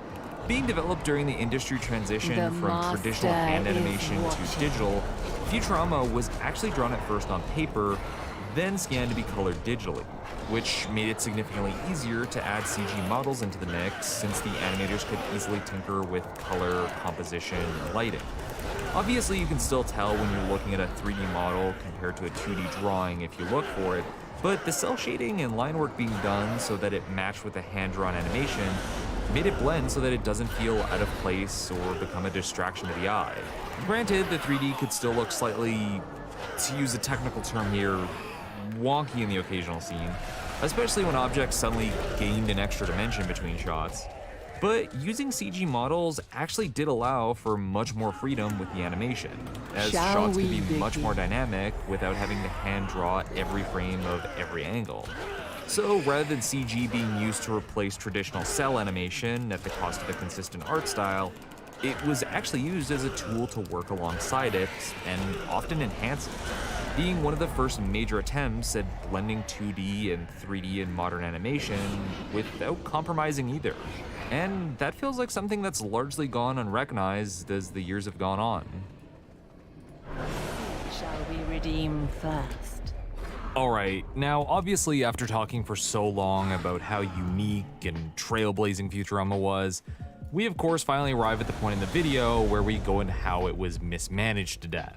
You see, when the show was originally in early production, Groening really wanted Futurama to air on Sundays after The Simpsons and before The X-Files. Which made perfect sense. Not only would it allow the show to find an audience that would be most primed to enjoy it, but Futurama's placement would have made for an amazing segue from a cartoon sitcom to a sci-fi mystery drama. And Groening wasn't wrong in thinking that, as Futurama's first episode in that time slot premiered at 19 million viewers. One of the top most viewed pilots Fox had ever seen at the time, along with a strong response from critics. So following that, naturally the Fox execs saw this, realized they had another potential billion-dollar franchise on their hands, and left the creators to their business? Of course not, or I wouldn't be bringing any of this up. No, instead Fox took Futurama, gave it next to zero promotion, tossed around the schedule like accusations at a Smash tournament, and proceeded to be shocked when it didn't perform well. Swear there's no relation. To give the execs more credit than they likely deserve, the original plan Fox had was that after previewing Futurama in that slot on Sunday for its first 2 episodes as a way to advertise the show, it would then be moved over to Tuesday nights to be part of a block of animated series like King of the Hill and The PJs, with Family Guy taking the coveted spot following The Simpsons. And while rearranging schedules to optimize the week's programming and showcasing new series isn't unheard of, this wouldn't be a one-off change. When Futurama finally did land back on early Sunday evenings again the next season, it would regularly get pushed back for sports broadcasts that went on too long, causing continued problems with its ratings. Then as the years went on, the show continued to be batted around varying time slots with little rhyme or reason, even in the middle of seasons, leading to fans never knowing what time or day to tune in, and a further decline in viewership because of it. Of course, some might say I'm a bit biased against Fox due to my clear preferential feelings towards Futurama and its creators, especially since the executives can't exactly speak for themselves, and that may be true. However, I will say it's not as if this treatment was unique to Futurama either. You remember that little Family Guy series I briefly mentioned earlier? The show Futurama was pushed aside for? Yeah, that went through the same mismanagement before it was canceled in 2002 at the end of its 3rd season. And considering when it returned in 2005, after the execs saw the amount of money they were getting from its DVD sales and ratings through syndication when it had a proper time slot given, it quickly became a pillar of Fox's animation branding for over a decade. So you can see that maybe the Fox executives in charge at the time didn't exactly know what they were doing with the properties they managed. But whether it was the low ratings, the cost of episodes, Groening's unwillingness to cooperate, or the utter resentment from the higher-ups that was the cause of Futurama eventually going off the air in the end, we don't really know for certain, because the indifference the execs at Fox had to the series even came across in how the show was canceled. Since Futurama wasn't technically canceled, they just weren't asked to make more. To elaborate slightly, when a show gets renewed for a new season, the creators are being told by the top brass that they're renewing their contract, thus giving them the thumbs up that they're going to be getting the funding to produce more episodes. So when a show's given multiple season renewals in advance, that's an endorsement from the top that the creators can plan further in advance without worrying about the possibility that the next season might be the last. With Futurama, however, every season, the staff would get the renewal notice for the upcoming season later and later, giving them less time to deliver a solid show since they couldn't start planning production until they got the go-ahead. After a couple seasons, the writing staff started to just get used to it. But partway into the production of season 4, when they would typically get the notice for the new seasons being purchased, months passed and no notice ever came. No one from Fox arrived to tell them they were canceled or why. Just silence. Even after getting barraged by fans of the show petitioning to order a 5th season, Fox never gave a clear statement on the show's future right up until the end. Fortunately though, the creators seemed to see the writing on the walls beforehand, so they wrote the final episode of season 4, The Devil's Hands Are Idle Playthings, to be an open-ended series finale, being a bittersweet, operatic send-off to the cast and Fry and Leela's relationship after the last 4 years. Please don't stop playing, Fry. I want to hear how it ends. In an interview after it was confirmed Futurama wasn't returning for another season, Matt Groening said, "The people at Fox didn't ever support the show, and it wasn't to their taste. And, in my opinion, they're out of their minds. But they don't like The Simpsons either. The idea of a TV show they haven't gotten their greasy fingers all over creatively drives them nuts. That's why almost everything else is so lousy. We won the Emmy for the best animated show, and I didn't even get a begrudging phone call from anyone at Fox. That's a dark company that they can't even make a fake phone call." And while it might feel petty, Groening isn't exactly wrong to feel slighted by this, as that Emmy wasn't an outlier, since Futurama won many over the course of its initial run alongside other TV awards, where most series Fox produced at the time wouldn't even get a nomination. But if dedicated viewership and highly positive reception wasn't going to save Futurama, a few awards on the mantle wasn't going to do much either. And so the writers and animators of Futurama simply accepted the hand they were dealt and started looking for other work, either returning to focusing on The Simpsons or going on to new ventures. Another classic science fiction show canceled before its time. Now, obviously, if this was Firefly or Freaks and Geeks, that would be the end of it. A show that wasn't really appreciated by the studio number crunchers, yet continued to live on solely by its cult following for decades. And in all honesty, we could have left it at those 4 seasons. Futurama could have been viewed as this series way ahead of its time that came and went, leaving behind 72 episodes of one of the best animated sitcoms ever, ending on a poignant farewell as Fry and Leela holographically walk off into the sunset together. But like a highly infectious virus in a country without a proper pandemic response, Futurama refused to die. Or it would be better to say its fans refused to let it die. Before I go any further though, keep in mind that screams and petitions aren't likely to get Reaper back on the air. What studios like Fox actually care about if they're going to revive a series is numbers that easily translate into cash money. And similar to Family Guy, it was the popularization of DVDs in the early 2000s that demonstrated the continued financial interest in Futurama. When they started being put out near the end of the series, the 4 seasons sold incredibly well on DVD by its legions of devoted fans that wanted to be able to watch it at any time since it wasn't easily accessible before. Keep in mind that this was in the nightmare period where everything wasn't online at all times. So you either needed the tapes or wait for episodes to appear in syndication, like some sort of caveman. Glad things are so much better now. What helped even further was how Futurama did in syndication.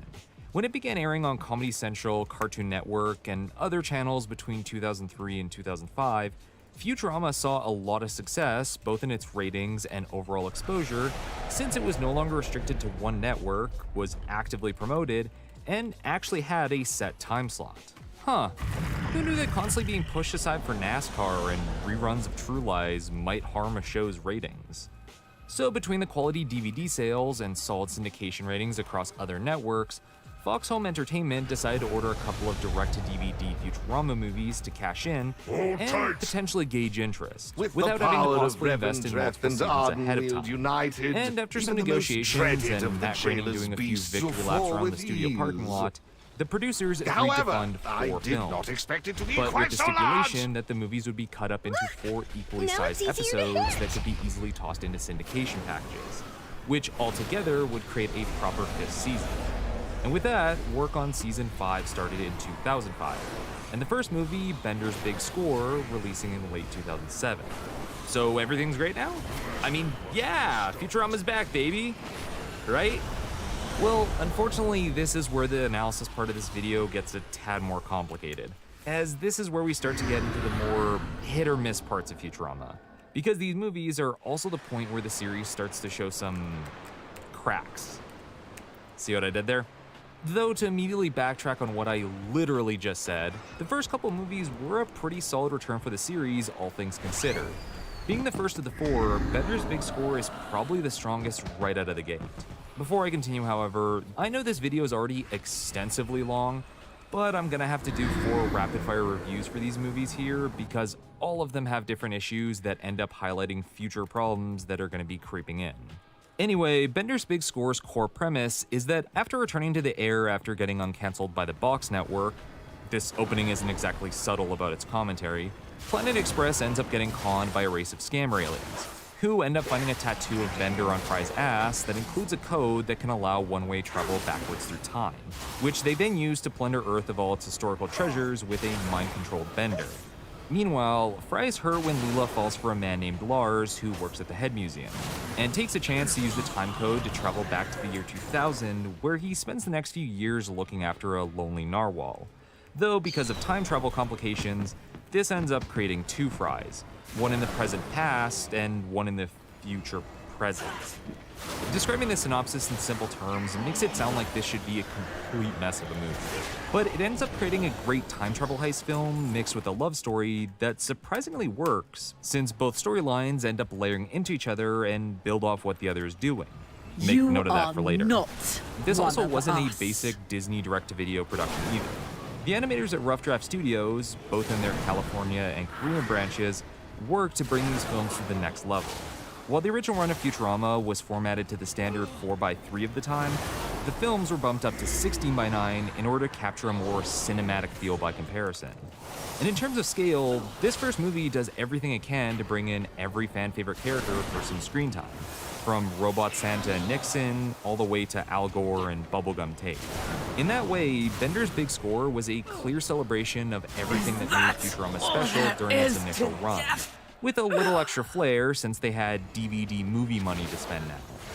However, this also leads to some failings that are much more noticeable when the excitement of Futurama returning isn't there anymore. Without getting too much into pedantic nitpicking, the major problem is how the time travel subplot of Bender's big score weakens canonical details of the series by establishing that Fry went back to his past life for a few years after escaping the scammer aliens by using the time code, namely in regards to Jurassic Park, where the reason Seymour is solidified in stone isn't because he passed away from old age waiting for Fry to come back, but because of an explosion caused by Bender shooting a laser to kill his old roommate.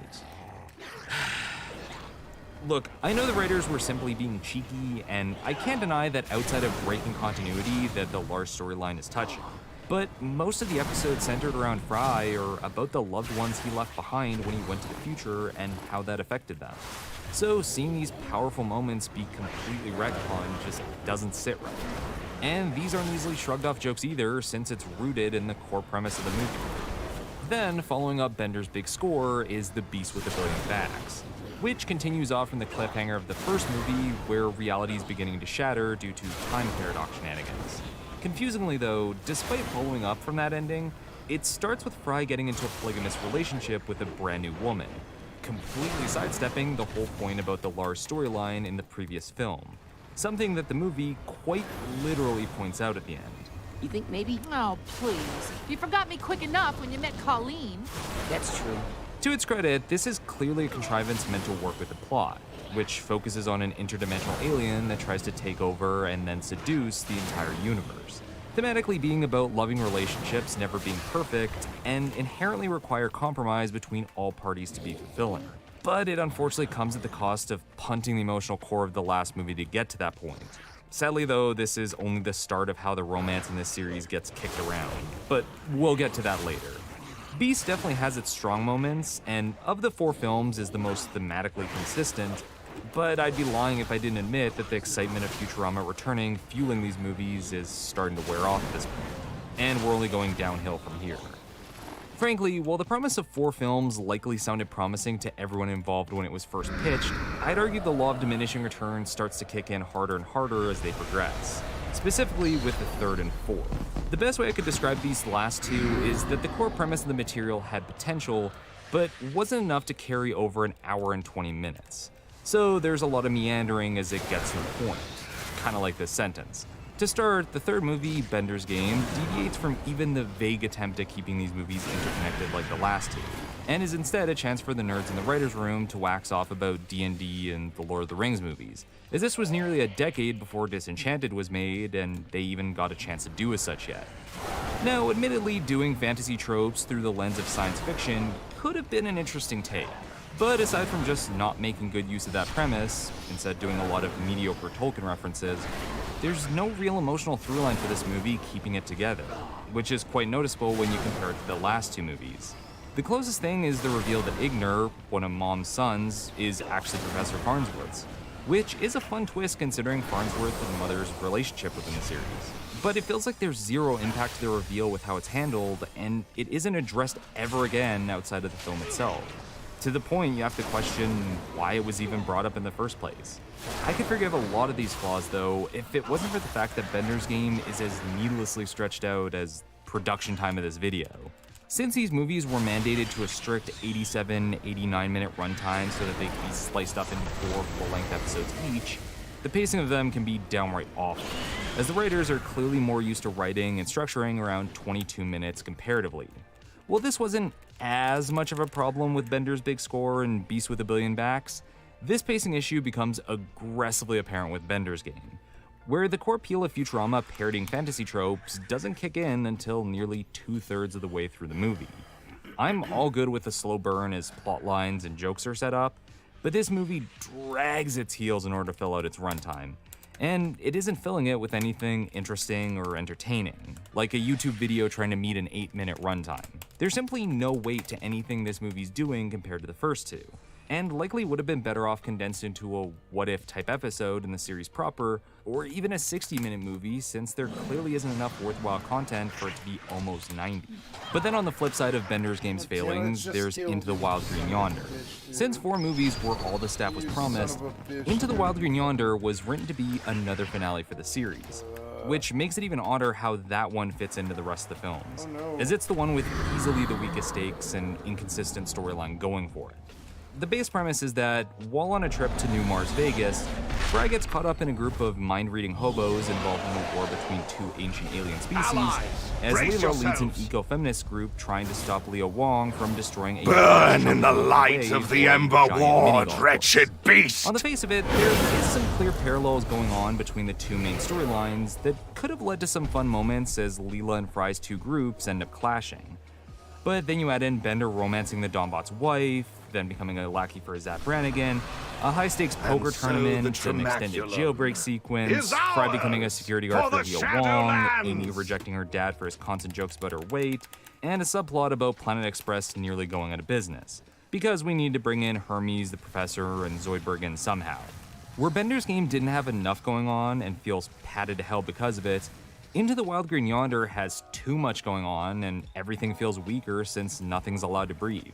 Everything I listed could have worked within the narrative and what it was working towards, but it's all crammed in to the point where you're just getting bombarded with scenes and characters.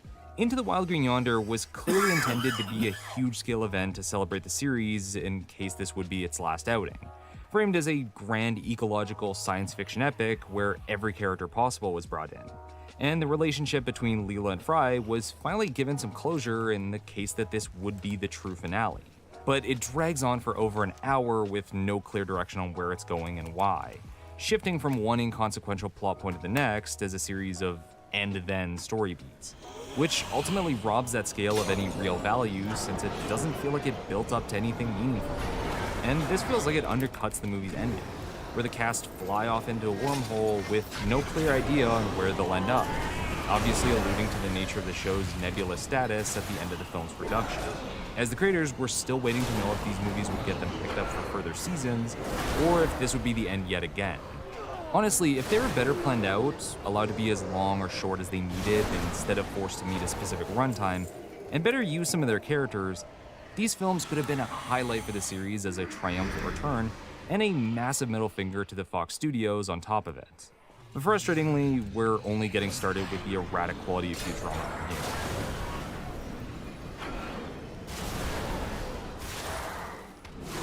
So with how well the movies performed sale-wise, the Fox network felt pretty confident about commissioning another proper season of the show, but this time with Comedy Central purchasing the airing rights for these new episodes. In order to make the deal though, costs had to be cut, meaning the number of returning writing staff and producers had to be trimmed, and the time to deliver episodes was cut down, which goes to explain why a lot of the writers from earlier seasons didn't return, and Fox attempting to recast the voice actors due to supposed salary negotiations collapsing. But this ploy lasted only about a month until Fox caved to pay the original cast more than they offered at first. Now, this is probably where some of you might think I'm gonna say, oh, Futurama should have stayed dead. New Futurama isn't anywhere as good as the old. And while that would certainly make my job noticeably easier, I'd be hard-pressed to say it's as simple as all that. The second go of Futurama definitely isn't as great as its initial run, but it's also not as bad in the same way that later Simpsons seasons turned into. And not just because I'm trying to maintain this image of being fair and balanced TM. In my opinion, it would be better to describe Futurama's 6th and 7th seasons as wildly inconsistent, with episodes ranging anywhere between instant classics to forgettable flops, with most existing somewhere in the middle of, it's decent, not as good as the older seasons, but not terrible. I know, glowing praise. Obviously, the original run of Futurama wasn't perfect either, and there was the occasional mediocre bits, but as a whole, it was consistently good.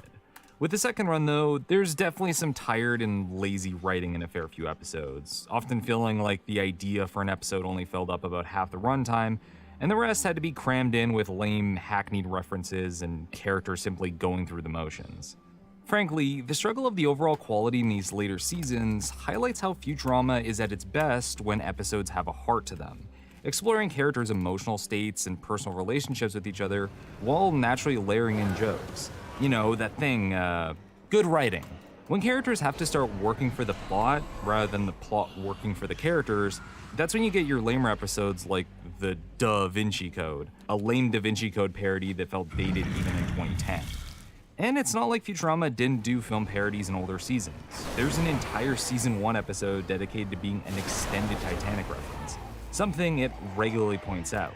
But those parodies were often just a framing device to tell an actual story or add a greater meaning to them. And weren't just the writers going, remember that thing? It's a Susan Boyle. You get it? On top of just not being funny, an extended Britain's Got Talent reference from 2008 on Leela's butt, or a 20-minute homage to 80s cartoons, didn't progress any story worth telling and have ultimately zero substance beyond the reference they're making, which is something Futurama felt like it was above. But as these seasons took their time, they gradually began to find their legs again, and you started to see the Futurama that fans fell in love with peek through. The first big return to form being the 6th episode of Season 6, Lethal Inspection, a Bender and Hermes-centered story about accepting one's mortality, with Bender realizing that his lack of a backup drive means he just has to accept the finite life he has, but not before seeking out vengeance on the inspector who forsaked him with his fleeting existence, like we all wish we could. What pushed this episode over so much was that Hermes and Bender never got meaningful screen time together.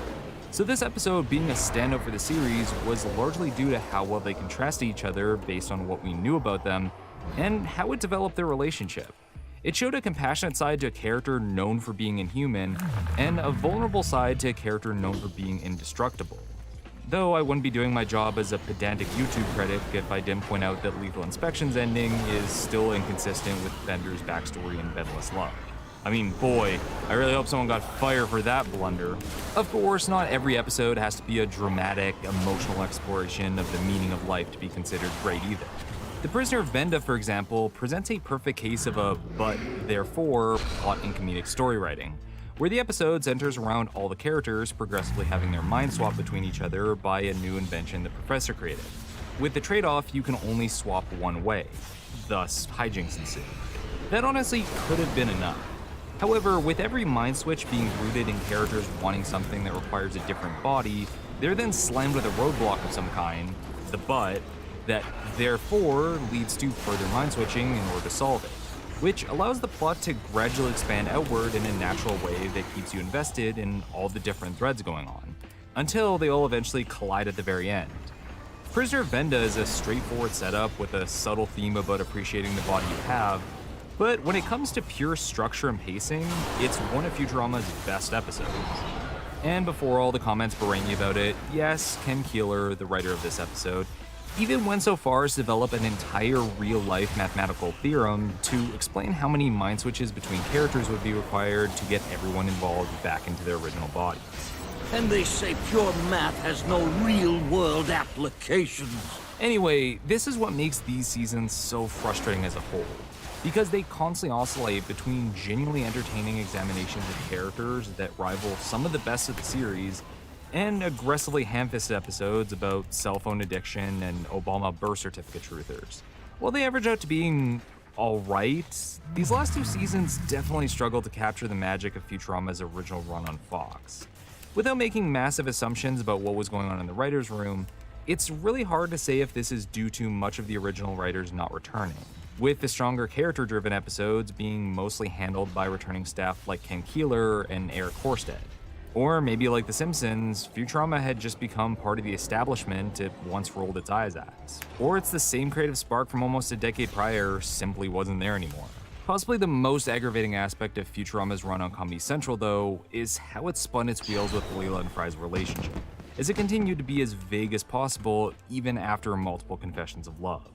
Clearly, the first 4 seasons of the show had this prominent will they, won't they nature to their relationship. And the reason the first series finale resonated the way it did was because it was this beautiful admission of their feelings for each other, leaving us to hope that they got that happy ending together. But we're now past that, in a post-Lars storyline Futurama. And the big conclusion of the 4th movie was the two finally professing their love for each other proper. Yet when we get to season 6, we continue to bounce between them going on dates, and then next they're platonic and Leela's rejecting Fry's advances outright. As much as I love the romantic episodes like The Late Philip J. Fry, it progressively starts to feel like the writers either didn't want to write a hard status quo change into the story by firmly cementing their relationship, or didn't want to wrap up the last real character arc floating throughout the series. So it's best to keep putting out the same bait they've been using for years, despite that bait starting to grow mold. Even the second to last episode of season 6, Overclocked, addresses how little progress has been made with this relationship and how it feels like it has nowhere to go. Don't get me wrong, it's great that their relationship has evolved to the point that there's an episode dedicated to Leela trying to figure out if there's a future to be had with Fry, an extremely mature angle to view their relationship, but this is a moment where the show's addressing its own major writing problem.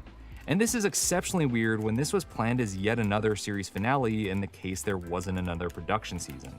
Overclocked is an episode which doesn't have either Fry or Leela actually come to an agreement about their future, with Leela abruptly leaving Fry and her job, and then unceremoniously returning at the very end so that they can have a happy conclusion to it. And it could have been the last episode.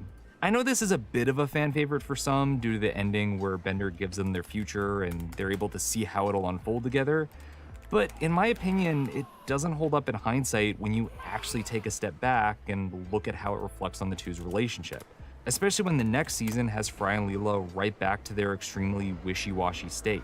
Bumpy long-term romances in series that have their ups and downs can be great, and are some of my favorite character moments. But after a while, it starts to get played out when it feels like it's not going anywhere. However, in continuing this theme of frustrating inconsistency, instead of allowing their relationship to meander endlessly and make my bitching that much simpler, the writers decided to conclude Futurama and Fry and Leela's relationship with one of the best episodes of the series.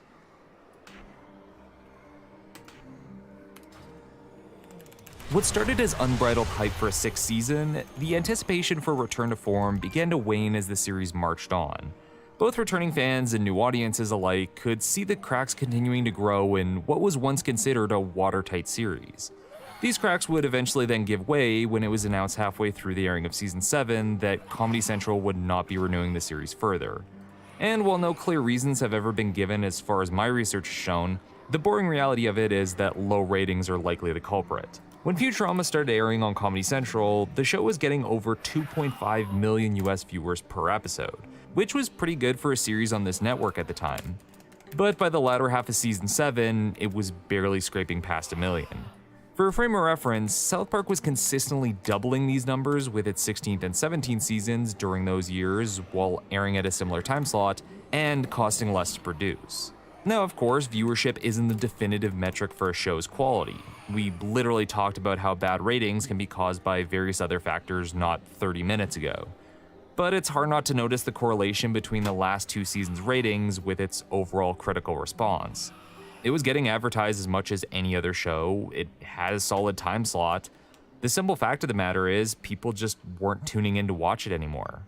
While it's definitely easy to blame Fox for a lot of the first run's failings, Comedy Central did everything in its power to give Futurama the best chance it could on their network.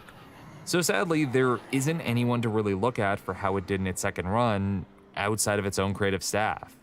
Since the writers had gotten quite familiar with the sword of Damocles called cancellation over their head though, They did have something brewing for the finale of season 7 in the event it would be yet another last. So the episode, meanwhile, would be the final swan song of Futurama. And it couldn't have been a more perfect way to end it. Starting off with the delivery to the moon, a clear callback to the second ever episode, Meanwhile has Fry worried about a potential future without Leela, and so he decides he's gonna propose to her. But after a mix-up with a button that rewinds everything 10 seconds and a watch with the wrong time, Fry ends up leaping to his death, believing he'd been rejected. An important reminder to turn your clocks back during daylight savings. However, after a dozen or so splatter carcasses across the pavement, the button ends up getting shattered, leaving Fry and Leela stuck inside the frozen time as the only ones able to move. If this was another show at another time, this would be the perfect setup for some wacky hijinks. But instead, the couple choose to take the opportunity to live out their happiest moment together, with no concerns or worries in this single snapshot of existence. Spending their honeymoon exploring the world, the duo simply enjoy each other's company as they grow old together. There's admittedly not a ton of laugh out loud bits throughout this episode, being more about the sincere emotion of it all, though it does have one of my personal favorite jokes in the series. I tried to fix it once, but then I got mad and hit it some more. I guess it's good we didn't have children. But as much as we wish we could, you can't live in that one moment forever. You have to move on at some point. So the final twist of the episode comes when the professor arrives through a time tunnel to fix the button, presenting the old newlyweds with the chance to return back to before time had been frozen, but with the caveat that they would forget everything that happened since. Obviously, there isn't really an option here since they can't reasonably leave everything in stasis, but there's a poetic beauty to the pair acknowledging the joy they had together and agreeing to do it all over again, even if it meant they would forget all the time they shared upon restarting, because they want to take the chance to re-experience it all over again, leaving us to question if it'll all play out exactly the same way or not. Then, won't that simply lead us to the same conclusion as before? I cannot deny the possibility. Shit, sorry, wrong clip. If you want to take it a step further and reframe it a bit, knowing that Meanwhile is the ending to the series, with the characters resetting the clock to some ambiguous time before the episode started, it actually creates a perfect cycle back around to the first episode. And Futurama becomes a story of Fry and Leela eternally going through their lives to fall in love again. If that implication wasn't already there, the original airing of Meanwhile was immediately followed by the pilot. This isn't an uncommon thing with series finales, since following up the last episode with its first is a nice reflection for how far a series has come, but I prefer to think of it as intentional on some level. As much as the final season had its ups and downs, I honestly don't think there could have been a better conclusion to send off the series, giving us a brilliant final moment with a couple that had been set up all the way back in 1999. But with that moment coming to an end, Futurama had to go with it. I hope that despite all my whinging, it's clear that I really do love this series. And the latter half of this video isn't an attempt to shit on the writers or anyone that enjoyed Futurama after the original run, but mostly venting frustrations about the issues that started coming up by the end. Regardless of all my gripes, Futurama was and still is an exceptional series. 7 years since the conclusion, even with the success of series like Rick and Morty and Final Space, fans and creators are still attempting to fill the void that Futurama left. And while we've gone close, nothing has done it so far. And I don't think anything ever will. To this day, Matt Groening and David X. Cohen are still asked at cons or during interviews if there's a chance Futurama might be brought back again in some shape or form in the future, with Groening continuing to say that he's always open for it to return whenever they're given the chance to. And I can see why he'd want to. In listening to things like the DVD commentary, you can tell there's a lot of ideas that the writers never got the chance to execute like they wanted to for one reason or another. When you're always planning for the next season to potentially be your last, it's difficult to actually pace out a series and do everything you'd like to. But by that same token, I think it's best that Futurama stays buried. In contrast to Groening, Cohen has recognized that the amount of times they've had to write a final episode is a bad sign for the show, which is why he's happy he was able to make as many episodes as he did. Looking back, even the 4 seasons of the original run is still plenty more than most other series are ever lucky enough to get. I can understand wanting to get another creative swing at something you think didn't get a fair shot, but with the amount of chances Futurama did get, at a certain point, you just gotta accept that it wasn't meant to be. Frankly, I think this is better than the alternative, because in television, there's definitely worse fates than death. So rather than lamenting what could have been, like what if Fox Studios weren't incompetent, or what if the show was able to get more of its old writers back for the later seasons, I think it's better to learn from Futurama itself, in that it's healthier to accept what happened in the past and using that to look towards the future.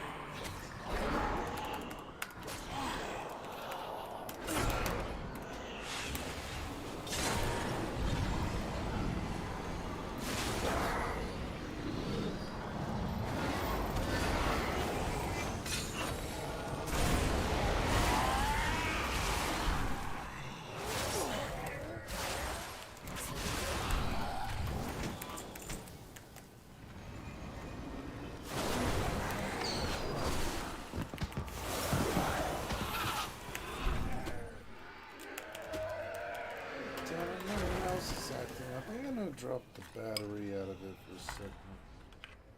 Motherfucker, dude, you look acting all weird. Maybe dropping the battery out of it might be good. Fucking mouse, man.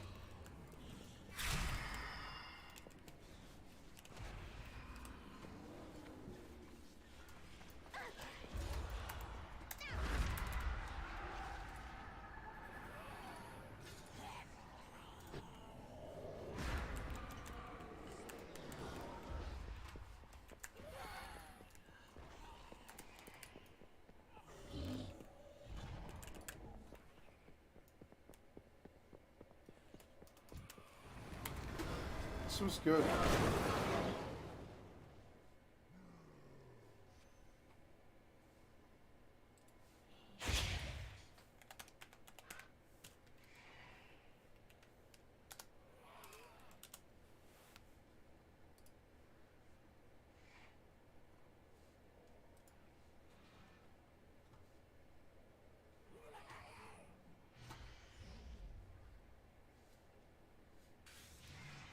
What?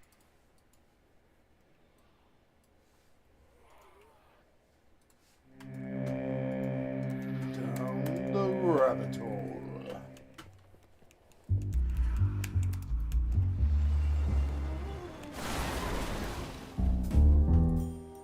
While known to many from the most affected areas, the 1985 Austrian wine poisoning is often a hazy memory to those in Europe and entirely unknown to those outside of it.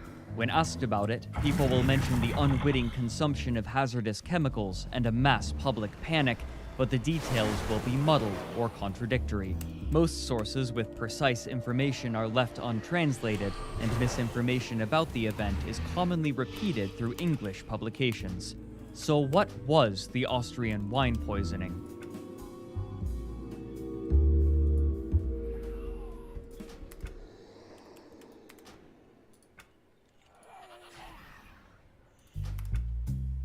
During the 1980s, Austrian wine had a reputation in Germany as a cheaper alternative to domestic and Italian wines. Often found in grocery stores, these wines were made specifically to meet the high demand for sweetness from German consumers, and the sweetest wines could consistently be priced the highest. The chief difference of Austrian wine, however, was that much of the industry had been arranged for mass production.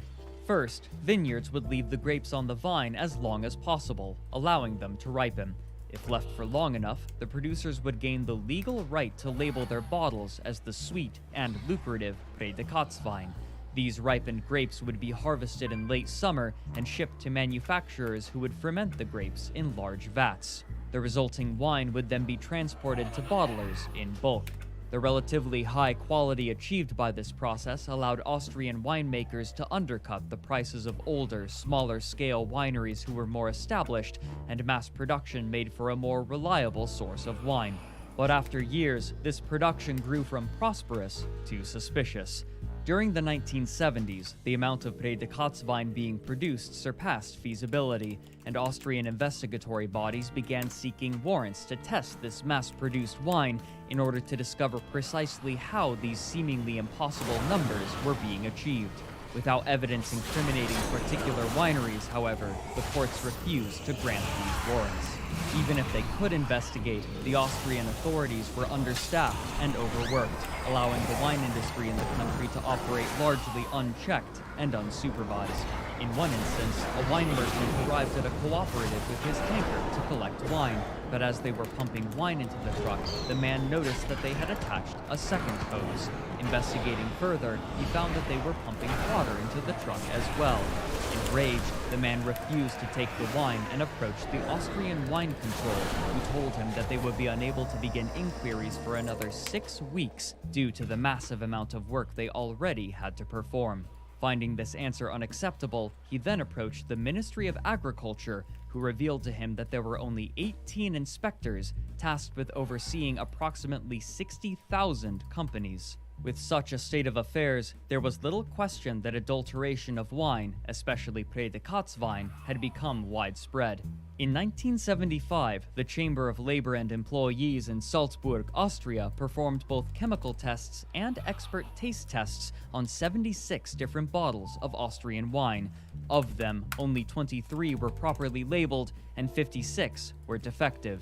But what investigators couldn't have known was precisely how large the problem had grown, or how far winemakers would go to make a profit.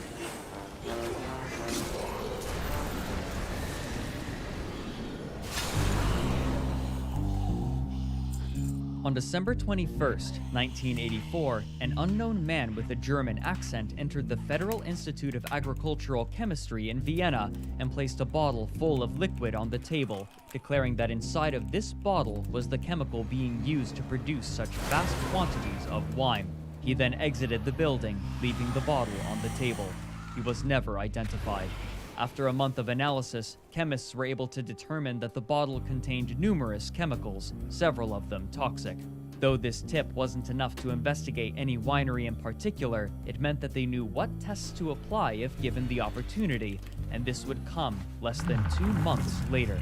In mid-February of 1985, another tip was sent from someone inside the Austrian wine industry to government officials, a tip that seemed too ridiculous and brazen to be believed. A factory owner was purchasing large amounts of a chemical, one of the chemicals from the mysterious bottle, and attempting to write it off on his taxes as a business expense, claiming that it was all to be used for his small tractor. After inspecting the documents, this blatant discrepancy proved enough to obtain a warrant, and a chemical investigation team was sent. Upon their arrival, they confiscated the wine being stored in the vats and sent samples back to a laboratory. Soon, their suspicions were confirmed. The wine contained significant amounts of diethylene glycol. Diethylene glycol is typically used as a solvent or combined with other chemicals to make numerous liquids such as brake fluid and wallpaper stripper. Its effect on humans, however, is brutal. After ingestion, diethylene glycol enters the bloodstream, where it is transported throughout the body and takes destructive effect in 2 particular ways. The first, and better understood, is its interaction with the liver and the kidneys. When diethylene glycol enters the liver, it is metabolized into 2 new chemicals, 2-hydroxyethoxyacetic acid and diglycolic acid.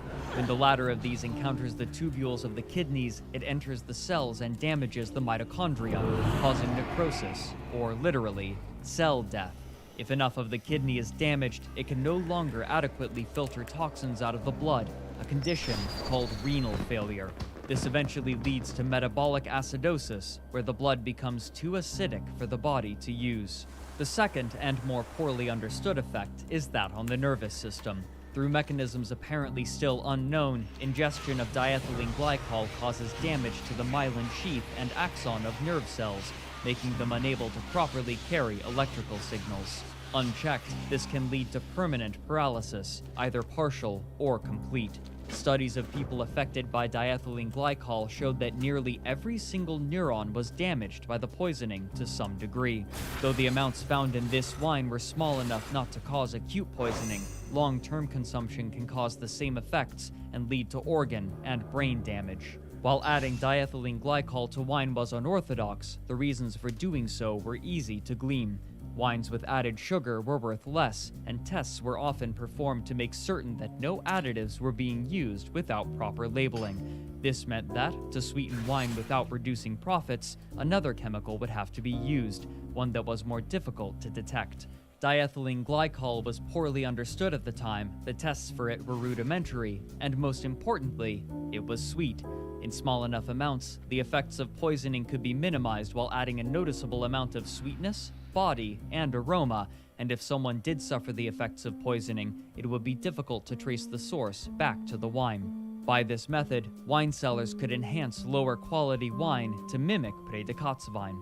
At the time, the chemical investigation team assumed that this was an isolated incident, limited to cheap, mass-produced wine, but as the weeks progressed, this optimistic assumption proved drastically incorrect. With this wine confiscated, investigators began searching for more wineries who may have performed similar adulteration, but as they did, a parallel incident began occurring across Austria. The bacterial colonies used in sewage treatment facilities were suddenly and inexplicably collapsing, and untreated sewage was flowing into the rivers and devastating their ecosystems. It didn't take long to discover what was causing this. Despite attempts at secrecy, knowledge of the investigations had leaked to the wine industry, and now, other wineries who had been sweetening their wine were desperately dumping it into the sewer to hide it from the investigators. However, the diethylene glycol in the wine had the effect of killing the bacterial colonies in the water treatment plants, and thereby unintentionally broadcasting their actions. Investigators were forced to scramble in order to find these wineries before they could destroy their tainted wine. After raiding a few cellars from winemakers in Burgenland, they quickly discovered that it wasn't only the cheap wine that had been affected. Both cheap and expensive winemakers were adding diethylene glycol to their wines in order to sweeten it. By this point, it was apparent that secrecy was no longer possible. On April 23, 1985, the Austrian government announced the discovery to the public and issued a health warning against Predikatswein. 2 days later, approximately 2 million liters of wine were confiscated to await laboratory testing. However, it would take some time for the laboratories, with their limited resources, to finish their tests. Over the following months, these tests would reveal just how deeply this poisoning had rooted itself in the Austrian wine industry, and how it had been exacerbated by ignorant bodies secretly performing their own actions independently.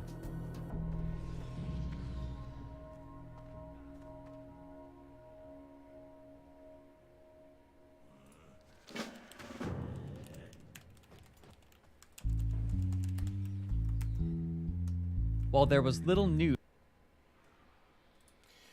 Unfortunately, guys, I terribly have a problem. I currently have a problem with my mouse. What do you mean I can't log out now? No. Exit the game. Exit the game. I can't log out now. What do you mean? Exit now.